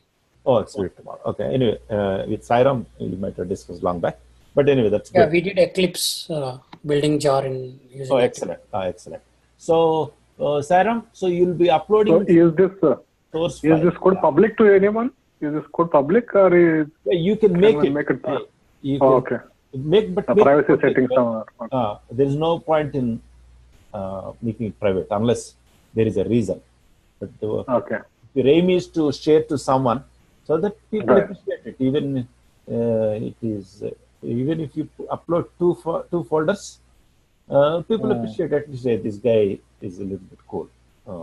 Of course, even it is due from me. Even I want to do it for a long time.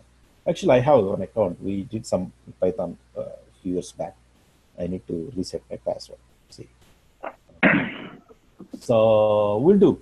We'll take Harun's help. Because we all from PeopleSoft, anyone non-PeopleSoft, yeah. It's interesting. So people who work in this web technology, they use this one most often?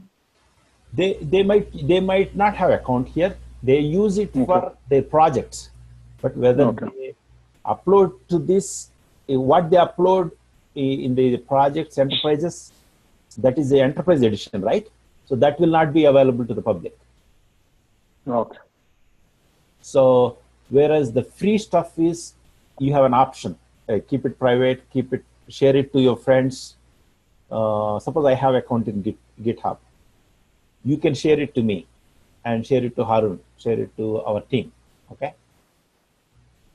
So Siva, Narayana, Kiran, Harun, Harish, Hari, yeah. So I think we are all people from not heavy source code development. So I think it will be interesting topic, definitely. So let Harun refresh our brain on the SBT. Then please observe tomorrow, Sairam, the folder structure. When the SBT you create, it creates some folder structure. So that folder structure is nothing but actually Maven project structure actually. So everyone standardize. So that's why all projects, anyone who upload to this one, they will have these structures.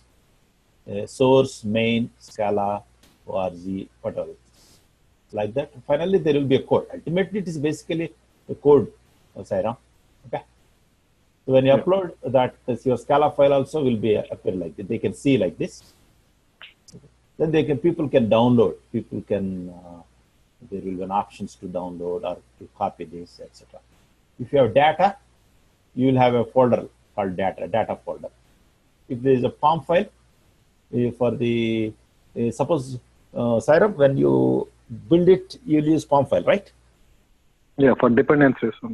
Dependencies. So sometimes you can give dependencies also for people, so that if you suppose this is Sairam's, so who upload it, I just download form file.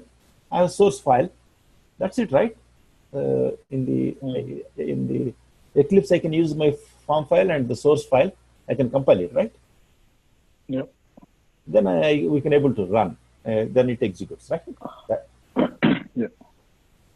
That is the idea, whole idea. So behind the scene, if you are using if 2-3 people, we all working on a project, then there will be a versioning control, pull request. See here, pull request means you want to, I code it, but you updated that code. So you create a pull request then you merge your code. All those things is like a workflow, so that you can add your code also onto my code. This is the projects, what projects are there. The creative planning project. Does it help, Sarah? Just to have a... Yeah. I got an idea. Yeah. Oh, excellent. Srini, I have a question. Please. So in this, the pull request, the code that's updated, is it for additional functionality that another person might add to it, or is it like just the version, like to actually include updated or latest code or libraries? That is a good question. That's a good point, rather question, Kiran. It could be anything, right? If there is a general, Harun might have enhanced functionality. Any line of code is a new version, right? So that line of code can be a new functionality, or a new version where you want to import different libraries, or if some backward compatibility is lost, one function is not working, you put it there. Saram put the code, it worked in this version, but after 1 year it stopped working. Then you might say, I'll correct it if you have access. So you started putting some code, then you create a pull request, then upload your code. When you upload your code will be newer version. His code will be older version. Okay? Yes, Srini, thank you. Okay. Nice, guys. I think that's an important point, Saram. You raised a good point. Okay. Now, let's spend 30-40 minutes to refresh this last week's program. And I briefly talk about the NLP so that we can prepare for the next class. Okay. So I'm sharing this to you, code once again. Publish the code. So please use it. Last week I've given, but last week it has a lot of additional code. Okay. So Spark Deep Learning Library, you need to follow this. Interestingly, this is not only code people are using for GitHub, Saram Kiran, giving a lot of documentation also. Spark, like even some people use it as their website. Spark Deep Learning Library, Deep Learning Pipelines. Now, see, suppose something like this. So they may not have any website for the Spark Deep Learning Library. In fact, Spark Deep Learning Library is not, this document is not available. If you see here, it is not available here. If you go here, it's a machine learning. You see here, you don't see any Spark Deep Learning documentation in this website. So they put all this into this here, Spark Deep Learning. See how they start. This is promoted by this company. They have many projects, you see here. These are the different projects. Even small projects, even some library they are developing, they put it as a project, Spark Deep Learning Library. So they give, see, interestingly, Saram, Kiran, they give the documentation here. You see, Spark Deep Learning Library. It has these things. Overview. Okay? Overview. So this site has the options where you can create your documentation to people. You can publish to the people because this promotes a lot of open source. So overview about deep learning pipeline. What is the deep learning? Use Spark MLlib. It collaborates with TensorFlow and Keras. It's based on Python. The Spark version compatibility, what versions it supports, what versions it doesn't support. A quick user guide, working with images in Spark, certain explanation of it, what is transfer learning, different models available. We used Inception. There are some other models also have exception, ResNet, PGG libraries. How you do performance tuning. They'll talk about the code also here. They can give the documentation also. That is good. Then they give the source code. Yeah, they give the source code. Because it's a big project, right? So they give the source code here. Main Scala, for deep learning, so different Scala things for Python libraries. Some Scala library, even though it is full the API, you can't write Scala program, but behind the scene it is Scala. The only thing is they give it in Python. So in future, in coming months, they might open up even Scala API. So something, all these things. So the source code will be there. Now see here, in earlier example, Jairam, we have seen the pom.xml is so that they can build, right? So here they didn't give the pom.xml. They gave a SBT. Look here, they gave a SBT. The SBT they gave. So this SBT we can build, right, Saira? Yeah, we can. Exactly. So that's how it is. Either they give pom.xml or they give SBT. So that some people don't give pom.xml or anything. That's okay. It is when you're giving free, you give what you want to give. So anyway, since these are community projects, they will be strong. But here and there, you will see a lot of students, of people who are working in Java. They quickly create a project and upload it here. So it's not a big deal, It's just a matter of lifestyle. Once we get used to, we'll take Hemas and her itself. We'll create some projects, and each of us will create one profile, and we'll share to each other. So that way, but it adds a lot of value to the issue. Good point you brought up, Sam. Okay, keep moving from here. Okay, now I shared you this. Now I think I shared you this. Okay, everyone open that. You may be able to run it later, but if you want, you can run also. May be able to open. So the example we got is we got some images onto the cloud itself. These are small utilities. Don't worry about the syntax. They are just displaying. They are creating a image directory. It's an image directory. Some DB utilities. This is not related to Spark. This is just related to this cloud. So don't worry about it. We copied the files.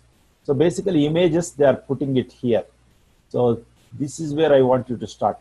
This is where they actually deep learning starts. So till here, it is only okay. In this folder, images are available. That's it. When you do a project in a company, somebody will give you images are available in this Hadoop directory, or images are available in this S3 bucket directory, etc. So how you load images? You load images, so read images. So in this directory, there are images. So for that, you are using this API, image schema API. So you will be using PySpark. PySpark has a machine learning .image .import. So it is a basic image reading. Okay. So interestingly, that makes it into a data frame. that makes it into a data frame. So it has a, we have seen last time, height of the file, origin, with few things, some data. So data is a binary data. So image, pixels, all these things, they capture through binary. Now this is image data frame. There is another way also. We can use a custom image library. This is one way. This is another way. So using PySpark.ml, you can read, or deep learning has a little bit sophisticated library called Image.io. So from Spark to deep learning, this is a deep learning pipelines, which we have discussed. This is a deep learning library. It's called DL, Spark DL. Everywhere you go and see here, this is one way, or you can use a custom library, which is a DL image Spark Image.io. So, Sairam, Kiran, so basically we are reading as input. That's it. So read images with custom functionality. From where you are reading, this is certain how it decodes from standard syntax. So basically you are creating a data frame. So beautiful. You get the data frame. So you can show, you can list out certain images. You can take one of it. This is all binary data. You see here, where is the file origin? What is its size? What is it with? Some number channels, means RBG related stuff. You don't have to worry much about it. Basically, it's a binary data. So it is a transfer learning that I want you to be very comfortable when you talk to people. If you go and talk to people, I know deep learning. First of all, they don't believe. If you say machine learning itself, they don't believe that you know machine learning. Because everyone says no, they know. But when they talk, they hardly talk anything. Whereas I'm proud you and I appreciate your time. You spent time. You could be able to hang up without breaking your heads. You came to our session repeatedly. That's great. So you have seen how clearly, step by step, you have done. You've done clustering. You've done ratings, recommendations.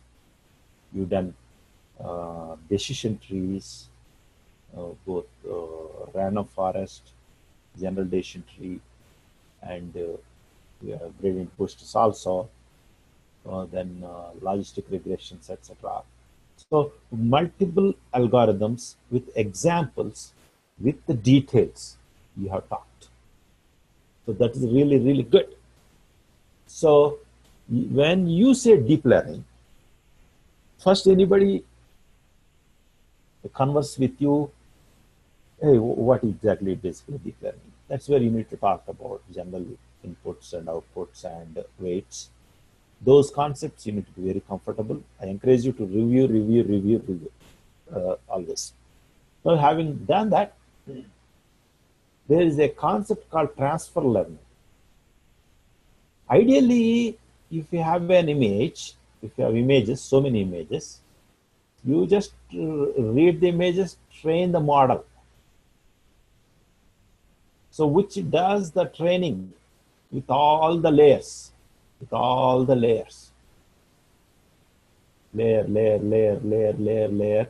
then the softmax.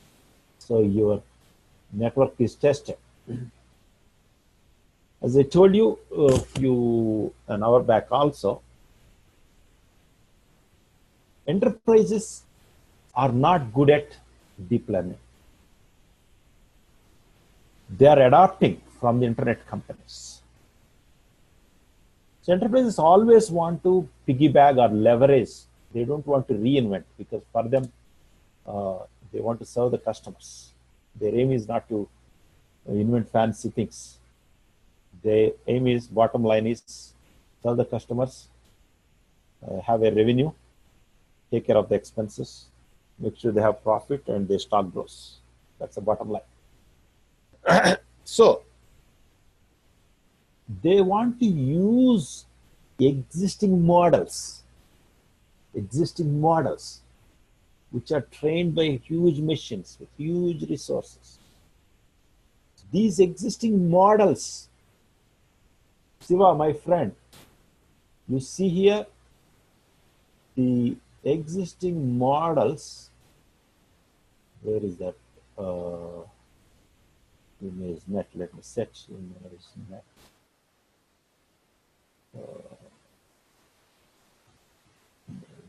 ImageNet is okay. What is other? Inception. See here. Inception. Here. These following models from Keras means Keras and TensorFlow. TensorFlow is from Google. Keras is another high-level API on TensorFlow. Interesting, Keras also is a software created by some people in the Google. Whereas TensorFlow is created by the Google company, whereas Keras is created by some people as some side project, and they are developing as a community project. As Google is more focusing on TensorFlow, Keras is developed by these cool people to make TensorFlow simple. That is the whole idea. So Keras is a wrapper on TensorFlow. Interestingly, Keras, in future they are going to support some other deep learning libraries also. Keras. You go to keras.io.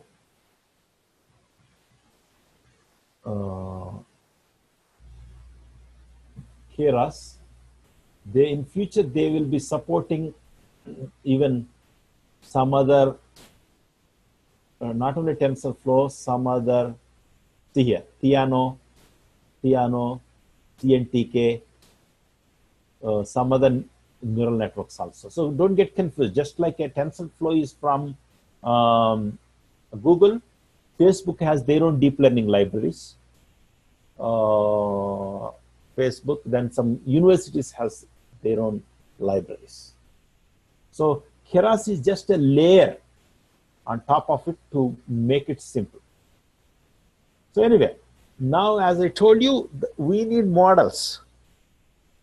Instead of we creating enterprises, instead of they creating their own models, they want to take care of, leverage these models. These models are available. Inception, Exception, ResNet, VGG.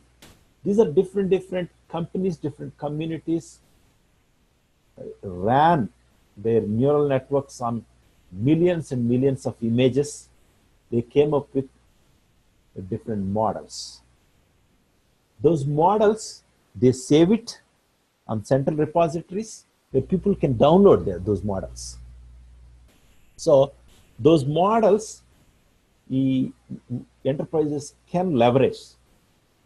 But as I told you, those models may not work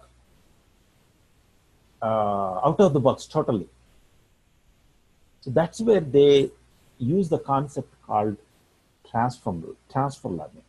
In the sense, Sarah, that makes sense, right? See, when you want to build a big network, where is my, 1 second, where is my, okay.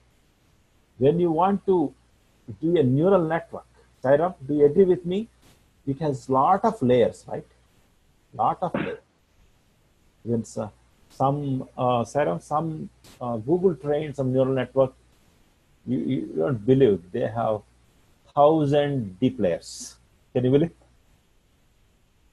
Almost 1,000 deep layers.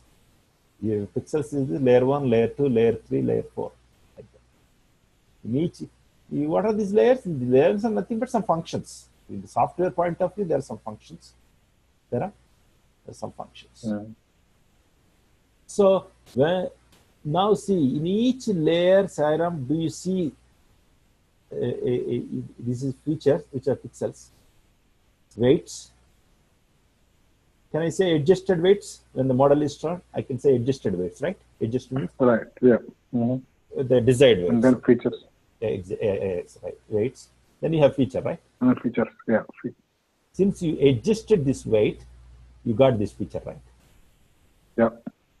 So this feature is nothing but a weighted sum of this, right? This and this weights, right?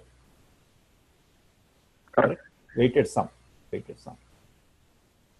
So every feature here is depending upon this feature and this weight. Now this feature is depending upon, now this is fixed anyway now. Now it depends on weight. To improve, these are adjusted weights. You got the features. Again, you have adjusted weights. You got this feature. So these built-in models can give the whole thing, but enterprise is leveraging up to this. So that is where they developed APIs. So they developed APIs like this. Deep Image Featureizer supports the following models. It means they take these models, this Deep Image Featureizer API. Siva, Sairam, what it does is it uses this, it piggyback this for features only, not for complete model. To have a feature, let me show you. Look here. Featureizer.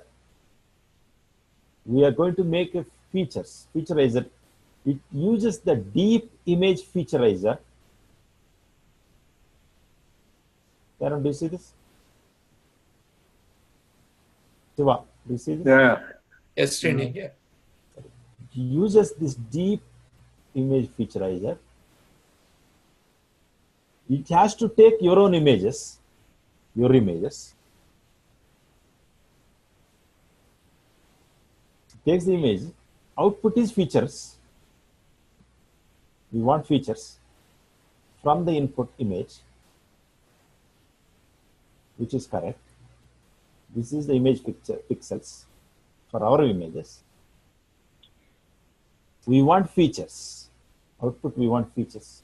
We don't want classification because that model, we want to little bit customize for our needs. So we want better features because this model. Yeah, Sarah. Because this Keras is supporting multiple models, is it up to us which model to pick That out is of those 4 or 5? Okay. That is correct.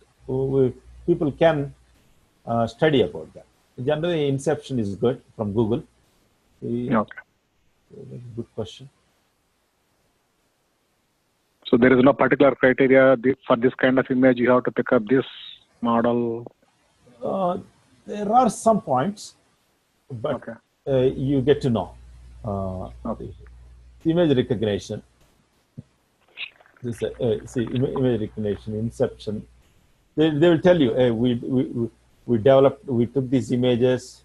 These are the images we have used, and we created. We are now taking the next step by releasing the code for running the image recognition on our latest model, Inception 3. We have used this ImageNet. So ImageNet is some community project. Okay. So they do some prep work upfront. Correct. They give you all the information. They say, hey, we took these images. You can explore it. These images means, they have these images. See here? The animals, they have fish, bird, mammals, etc. Plants, they have activity, sports, fabric, music, all the scenes, rooms. See here, these are images. Different images we have. So people can download. So all these are projects, actually 5-year-old project ImageNet. So they piggybacked on these images, Google, because they labeled them, they categorized. So ImageNet, they created Inception. So like that, let me see. I don't know which is it. Is it from Google or VGG? See here? VGG16 pre-trained model for Keras. Sarah, you see this? Yeah. Okay, see, VGG model for Keras. This is a Keras model of the 16-layer network. Okay, this is 16-layer network. Okay. Used by VGG teams in the ILSC competition. There may be some competition in 2014. Okay, it has been obtained directly converting CAFE model. So a lot of community developed using images and etc. They created those models, and which are popular models, you know, like different brands, like brands of our cars. But here and there, you'll get familiar slowly. But right now, I think we are good. Okay. Awesome. I'm glad you asked a good question. That's it. So this model is just going to help you featureize as a feature. That's very good. That's what we want. That's what we want. Now we have features that came out of this neural network using the community models. That features, you pass it to a machine learning classifier. Now you don't need another neural network. The neural network, you need it only mainly when you train it. But you already got a trained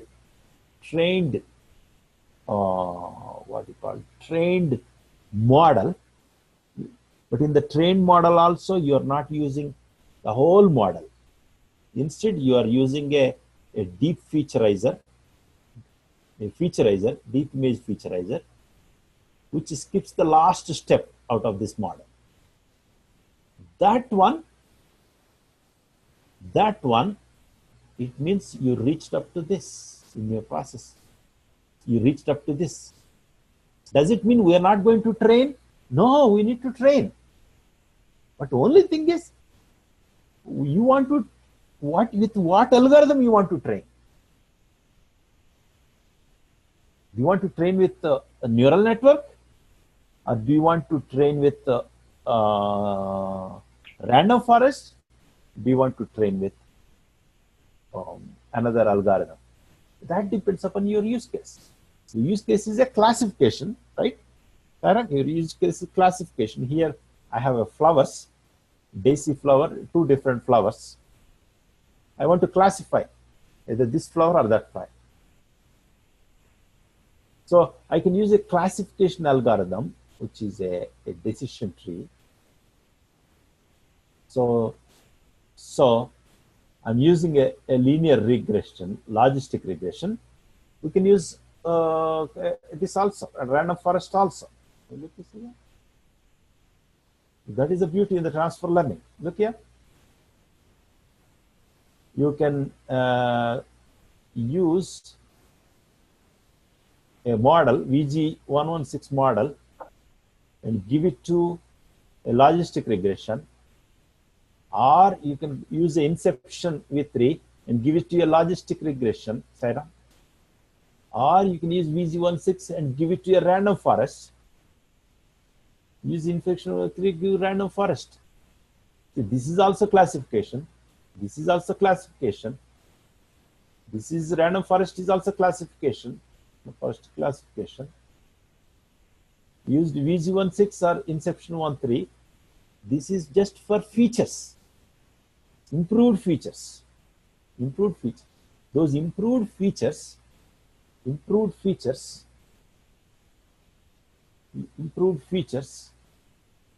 deep featureizer, and that algorithm, what is the random forest or logistic regression, you just put it into a pipeline.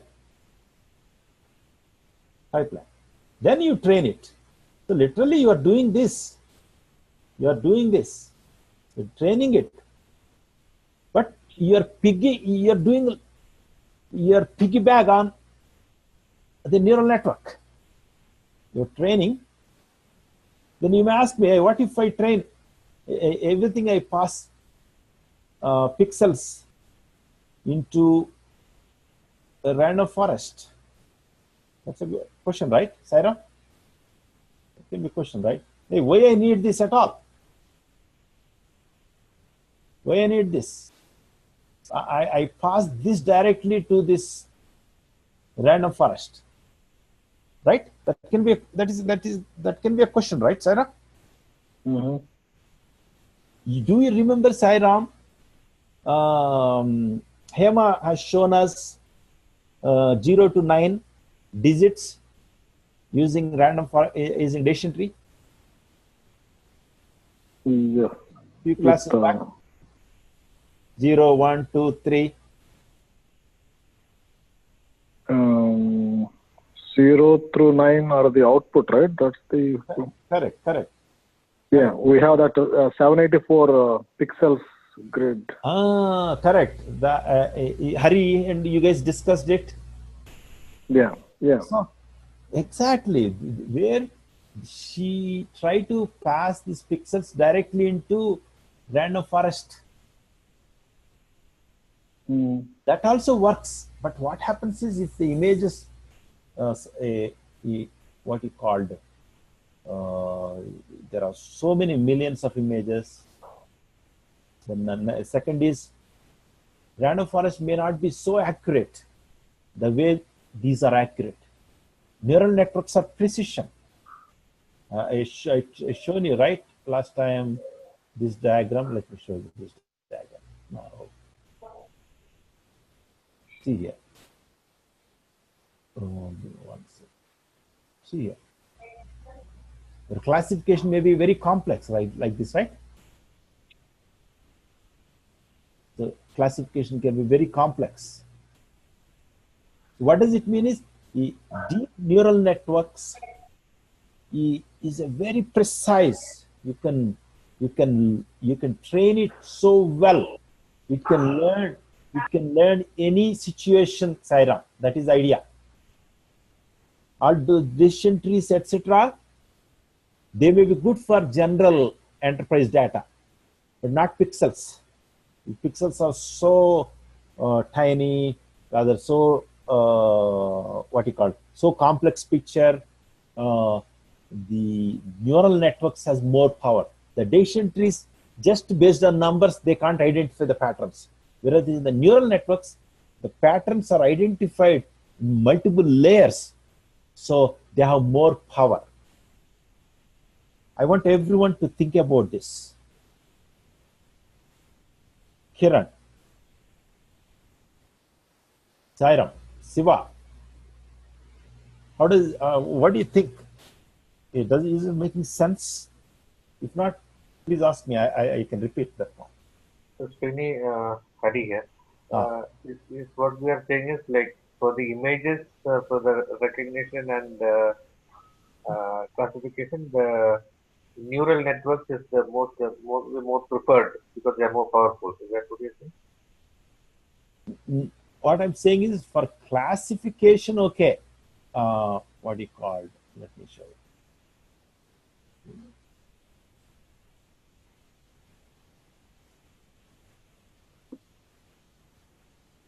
See, the idea is to classify, right? Okay. So you can use the whole neural network to classify. Okay. Just like even random forests. Suppose we have a random forest which is classifying. Neural network definitely neural network is very powerful because it can learn very complex way. It is like, Hari, you going to fighting and we sending a military man for fighting. Okay. Who will win? Right. That guy has all arms. He's well trained. He can he go to even Kashmir. He can go to Siachen. He fight, right? Correct. So he's more equipped. Yeah. More equipped. We can't fight more than one city. Go to another city. Again, we have to call friends. Very difficult. So neural networks are always very powerful because they have multiple layers. A very fine tuning you can do. Even you can increase your nodes. That way you can increase your weights. So it's like a fine tuning. Any fine tuning you can go. But the problem is neural networks are very expensive. Okay. Very greedy. Very greedy. They need lot of resources, computing resources, etc. So that is where you need to balance. Hey, oh, these are very accurate. These are this one. So you want to maximize, right? You want accuracy. You want to have less resources. That should be our aim, right? Right. So that is what they are going. Now they are not going to pure decision trees for images because they are not accurate. Number one. We can do it, but it may not scale fully. It may not be accurate. It's not a good practice. Right. Why I'm saying we can do it because we did it. Hari, Hema, I think she took off. Hari, you remember I was not there. You guys are discussing about images on that day. Correct. I remember. With Hema and Sairam asked about what is that pixels, how they are, etc. Correct. I remember. So we used actually decision tree only. It works, but it may not scale. It may not be accurate. It's not as great as neural networks. Okay. So that is where, okay, so we need neural network, but neural network is expensive. So that is where, so now enterprises want to piggyback on the existing models so that they can reduce the expense, Hari. Yeah, correct. So that is where they are getting these existing models. First point, point number one. Next point is, but the problem with these models is you cannot directly use them. They may not use, they may just classify whether it is a donkey or a panda or snake. Sure. If I apply that one, you give even two snakes, it will say both are snakes, it will say. You know? It won't say one is king cobra, another is, what is that? Rattlesnake. Right. Like you said, the subcategories may not be clearly defined. Right. See, so okay, then you cannot totally use it, right? Correct. Okay, now you skip the last step. Get up to this. So it means 99% you are using it, right? Right. When you say expensive, what's greedy? Expensive means is training the layers, right? Yeah. Get up to this.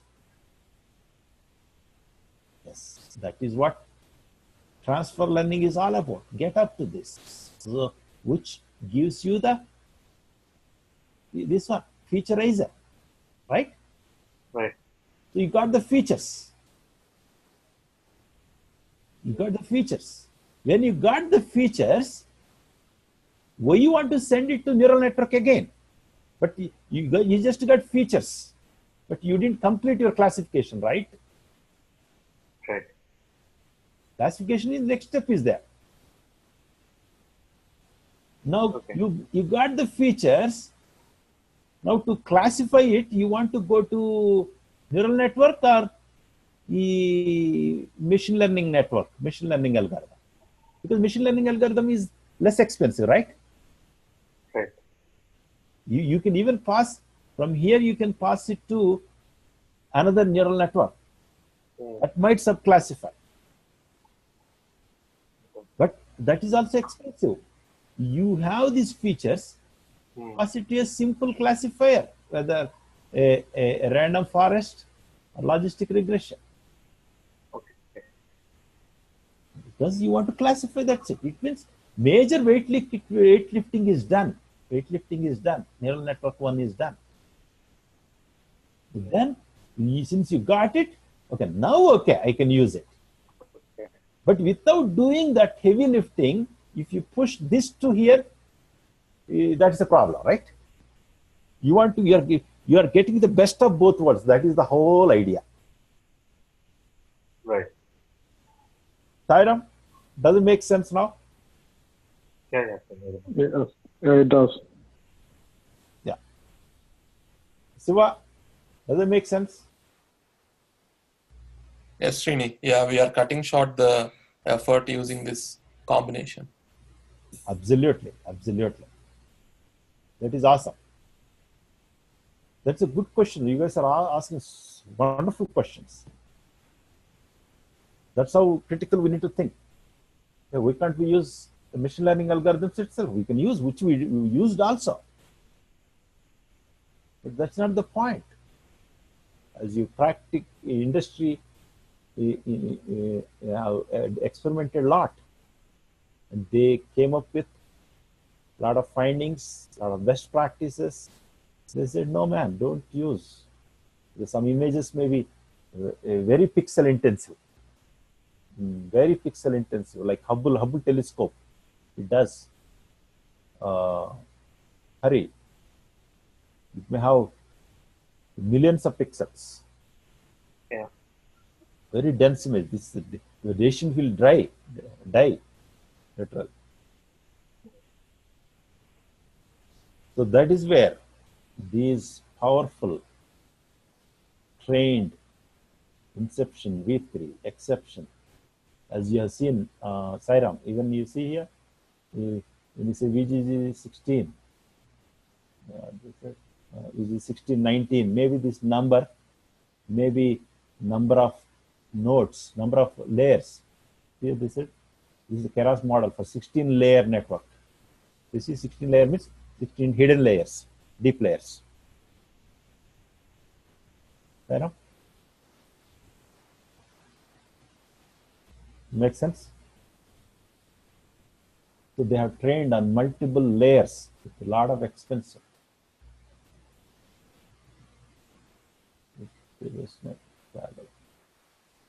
In some competition, they spend money. ResNet 50 pre-trained model for Keras.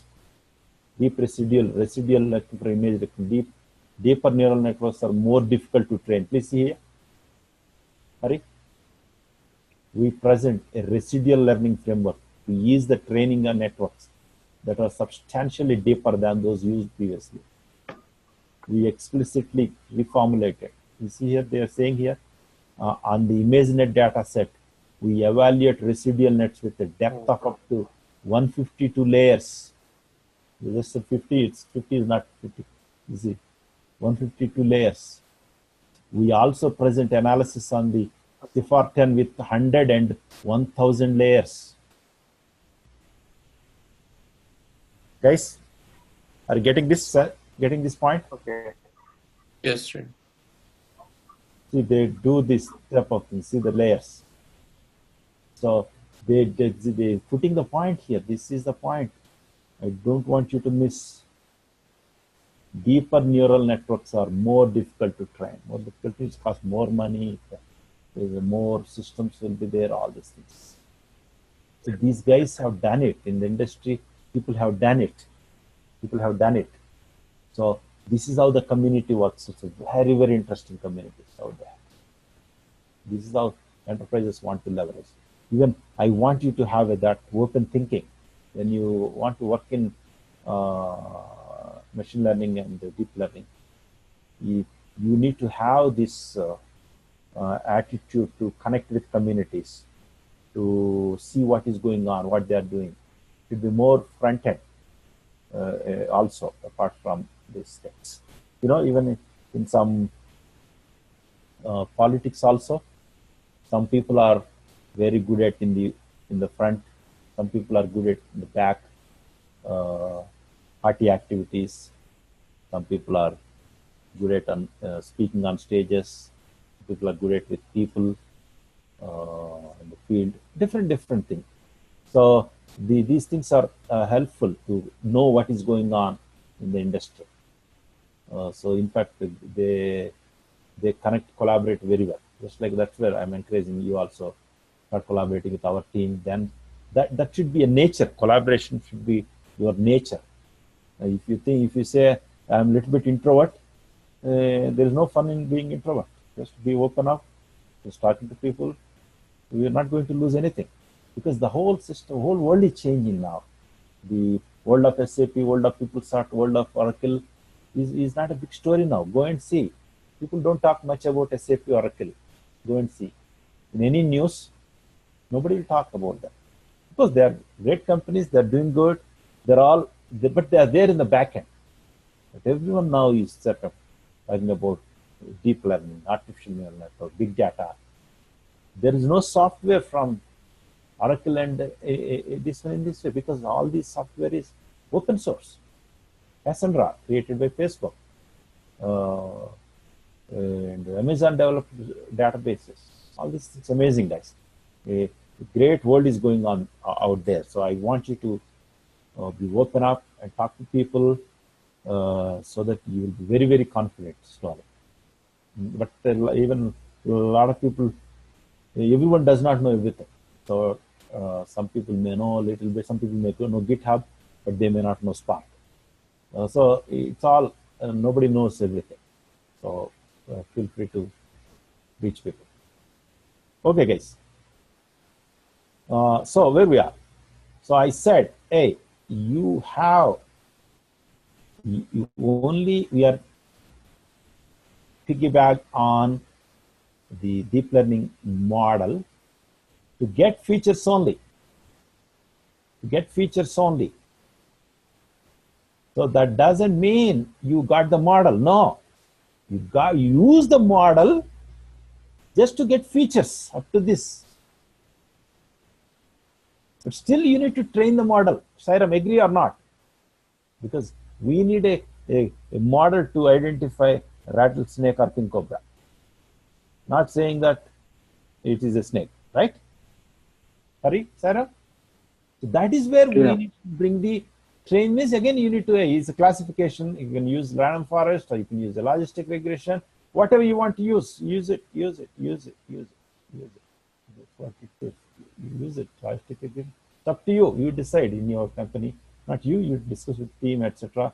You figure it out. Otherwise, run once on logistic regression, run once on random forest, compare which is doing better. You use that model. So that is what exactly I'm doing. Logistic regression. That's it. Simply these two are put in the pipeline. Hari? Saira? Kiran? Yes, sir. You put on pipeline. Then pipeline must fit. This is where the training going on. This is where the training. So you see, you got the data pixels. You cleaned it or prepared it, manipulate it using that deep learning image inception. Basically, it's a feature. You got the feature. Now giving it to a logistic regression, training it using pipeline. See, pipeline will fit. This is where you generate the model.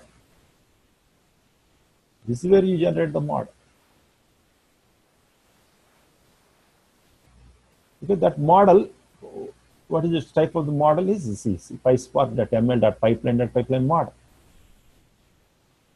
Now you apply that model onto a test data. So you apply that model on a test data frame and evaluate it. Accuracy. Evaluate the data frame, comparing prediction and label. You get the accuracy. That is the central crux. Central crux is you make the training data frame. It means training images. You have the test images. You have to do the training. You have to do the training. Then we test it. Get the training. So how you do the training? You need to use pipeline, fit. What is your pipeline? If pipeline is a linear regression or random forest, whatever it is, which takes these features. We get these features. You get the features by that existing model, industry model, using the deep image featureizer. Simply put, these are your images. This is a featureizer using existing algorithm. Train it using pipeline logistic regression or this one. And apply that on the test data frame. Get the accuracy.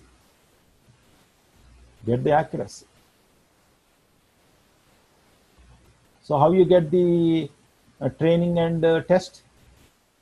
It's a simple thing. There are two types of images.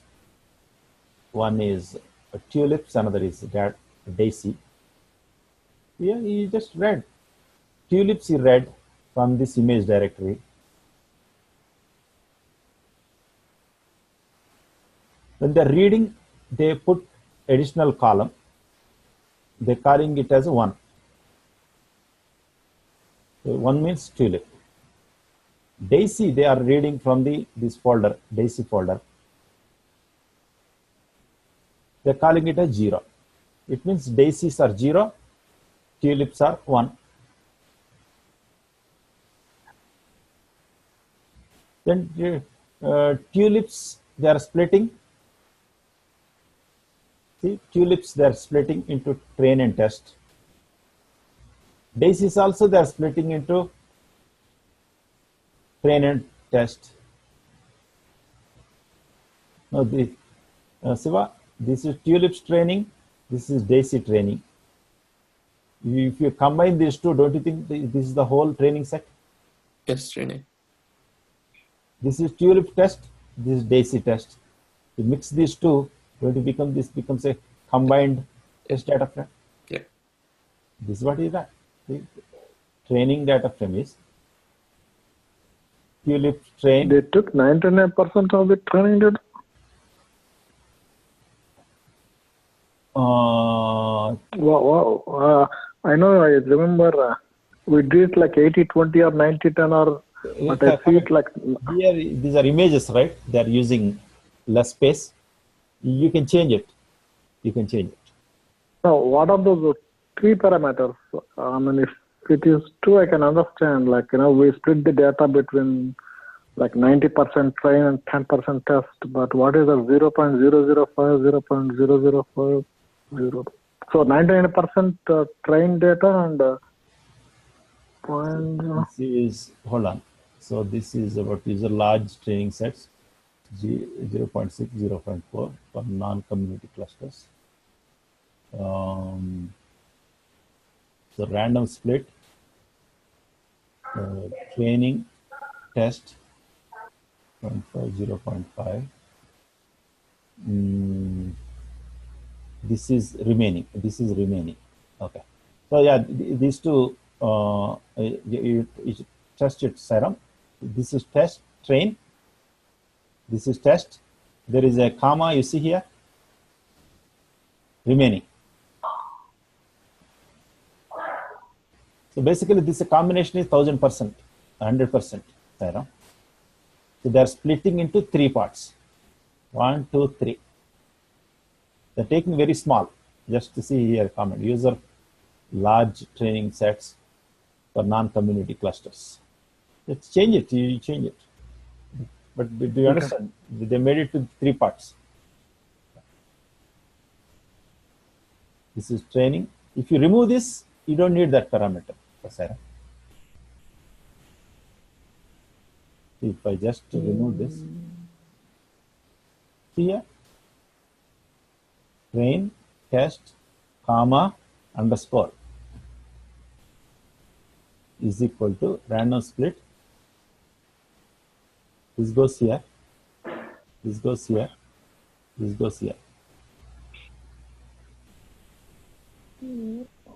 Okay, I don't know. so far we talked about only train data and test data only, right? I don't know what is that comma underscore thing. Anyway, probably I have to play around a little bit. No. It's not. Suppose I remove this, okay? That's good. But we don't see 100% there. Okay, we don't see 100% there. That's a good point. So, yeah, probably because of that syntax, you might have to keep that also.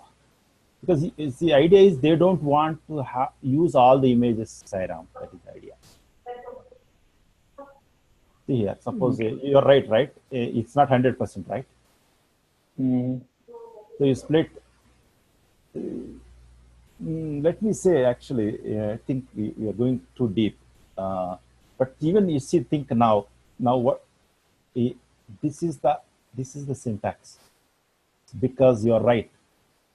To fill that 0.9. My suggestion is use the this one. Use one notebook. You just take one array. Just try to divide. Take 100 numbers. Try to divide how this is. So maybe some Python basics. Sairam. Let's not mix everything. Otherwise, but at least we see here, right? You see the underscore here? Yeah, I see that. So it means it may be expecting these 200. No. So guys, don't discourage, because Sairam, why I'm highlighting this is some people get discouraged. They say, "Oh man," something. So it could be small syntax. So don't worry about it. So basically, the idea is here you are not using, because it's a community edition. When you train it, it might take a lot of resources. That is the idea. And it is not a big deal. Go and change these numbers. If you remove this, and give 0.6 and be happy. Sairam, are we good on this? Yeah, because we know 60% train data, 40% test data, like that. Yeah, that's what we know so far. But these 3 parameters, I don't know. Like you said, it might be specific to Python. No, not Python. The idea is, suppose your idea is you don't want to use all 100% images. Because this is a community edition. You are not understanding. This is a free resources they are using. Suppose you have million images. If you started running, it may be running a lot of time. It may time out. Now in that case, suppose I gave you million images. Out of them, 10% use it for training, 5% use it for testing. Okay. Got it? Okay. So I give 100 images. Only 10 you use it for training, 5 use it for testing. Okay. How you split it? You save the remaining 85. Okay. So now I understand. Okay. Good. So, okay. So out of 100 you use. Okay. So that's how the 3 parameters. Yeah. Okay. Hey guys, if you have any questions on this, please reach me or Sarah. So basically, he is using very less. That is okay. Yeah, otherwise you just change. When you run it, I gave you the code. You change it. So even put 0.6 and 4. What will happen is run it. So basically, then you are unioning it. You are getting trained the data frame. DAISY train and Tulip train. Tulip test and DAISY test. They are getting test. So are we clear, Sairam, up to this? We got a train data frame and test data frame. Right. So this one syntax is simply there. It's not a mandatory. Repartition 100 means in the cluster it will adjust the load. by default, it puts some partitions for any distributed data. They are just standardizing it to 100 partitions. So you have a train data frame, test data frame. So Sairam, what is our next step? Next step is easy, right? You have train and test data. Next step is you train it. That's what we are doing, right? You want to train. You need to train on train data frame, right, Sarah? Yeah, correct. Yeah. So on train data frame. And get the model. Get the model. But the train data frame, you need to use these two concepts, right? You need to use the deep learning, yeah? You need to use the machine learning here, right? Yeah. So that two you're putting in the pipeline, right? Mm. You got the model. So till now we haven't used the test data frame, right? Test data frame, we will use it when you test, right? Now only we train, right? Train and use it on test and to get the prediction. Correct. That is what we are doing here. See here we have a test data frame. Using the model, we are transforming it.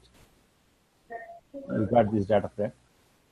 That you are passing it to evaluator, multi-classification evaluator, determining accuracy. You are using this evaluator to evaluate whatever this data frame, where you are comparing with a prediction and a label. So, I mean, try to understand high level. Syntax, it takes some time to grab. For now, copy and paste and first see it is working or not.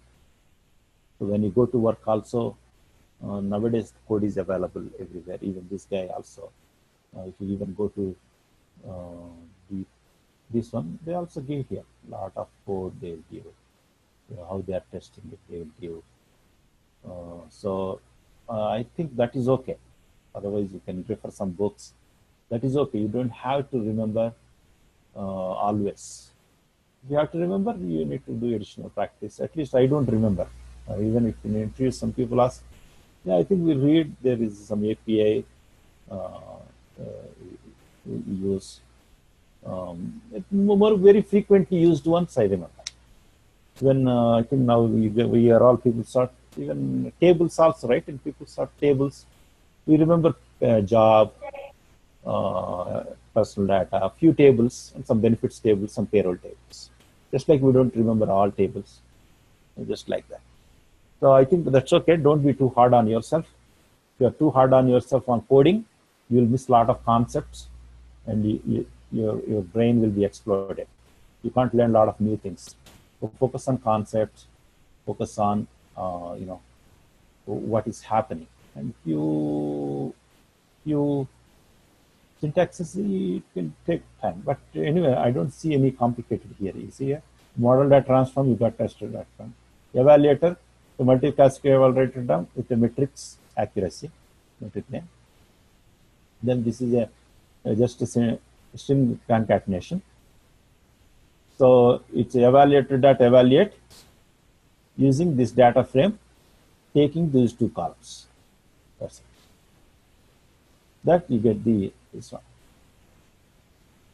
In the coming class, I will even show you how to save these models. Interestingly, these models, Sairam, Kiran, we can save it into hard disk. There are certain formats like XML format. It's not XML, just like XML. These models can be saved and reopened using certain syntax. So it means these models you can able to what you call reuse here and there. Even when you deploy also, you will be using those models, right? See, even here you see, Kiran, Sairam, when you say you are using, yeah. When we use this deep image featureizer, or what are the available 4 or 5 models, correct. We don't have to use the hyperparameter, or did I miss that one somewhere? It is not a hyperparameter. This is a just a function parameter. So this deep image featureizer, this API has the ability to download this model from internet. Okay, so it already has that. Right. Also, those models might have been embedded into the libraries. Sometimes even they connect, even when you use SPT theorem, when you put your the pom.xml also, when you're compiling, it goes and gets the libraries, right, from the Maven Central. Did you know that point? Sorry, one more time. What is that? When you use pom.xml or SPT, when you compile a program, all those dependency libraries, it goes and gets from the internet. Are you aware of that?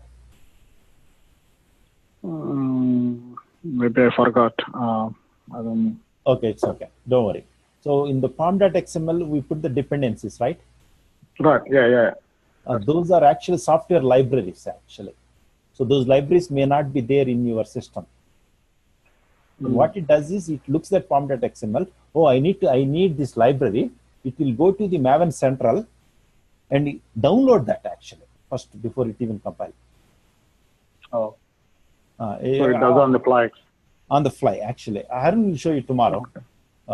When he does the SBT, he will show this his command prompt. It will start downloading the libraries. Then after it gets all the dependencies, then only it will compile. Kiran, I think you are aware of this. Harish? Yes, Srini, yeah. Download from central repository. Correct. So it's how they architect it. Suppose Inception v3 are there. I think they might have embedded already here these.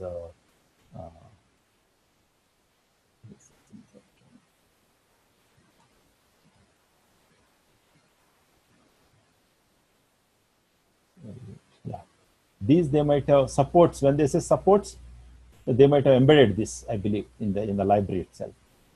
So it's nothing but some format. The way they store those formats. I think one of the session I will discuss how even you can save your model, how you can work on those models.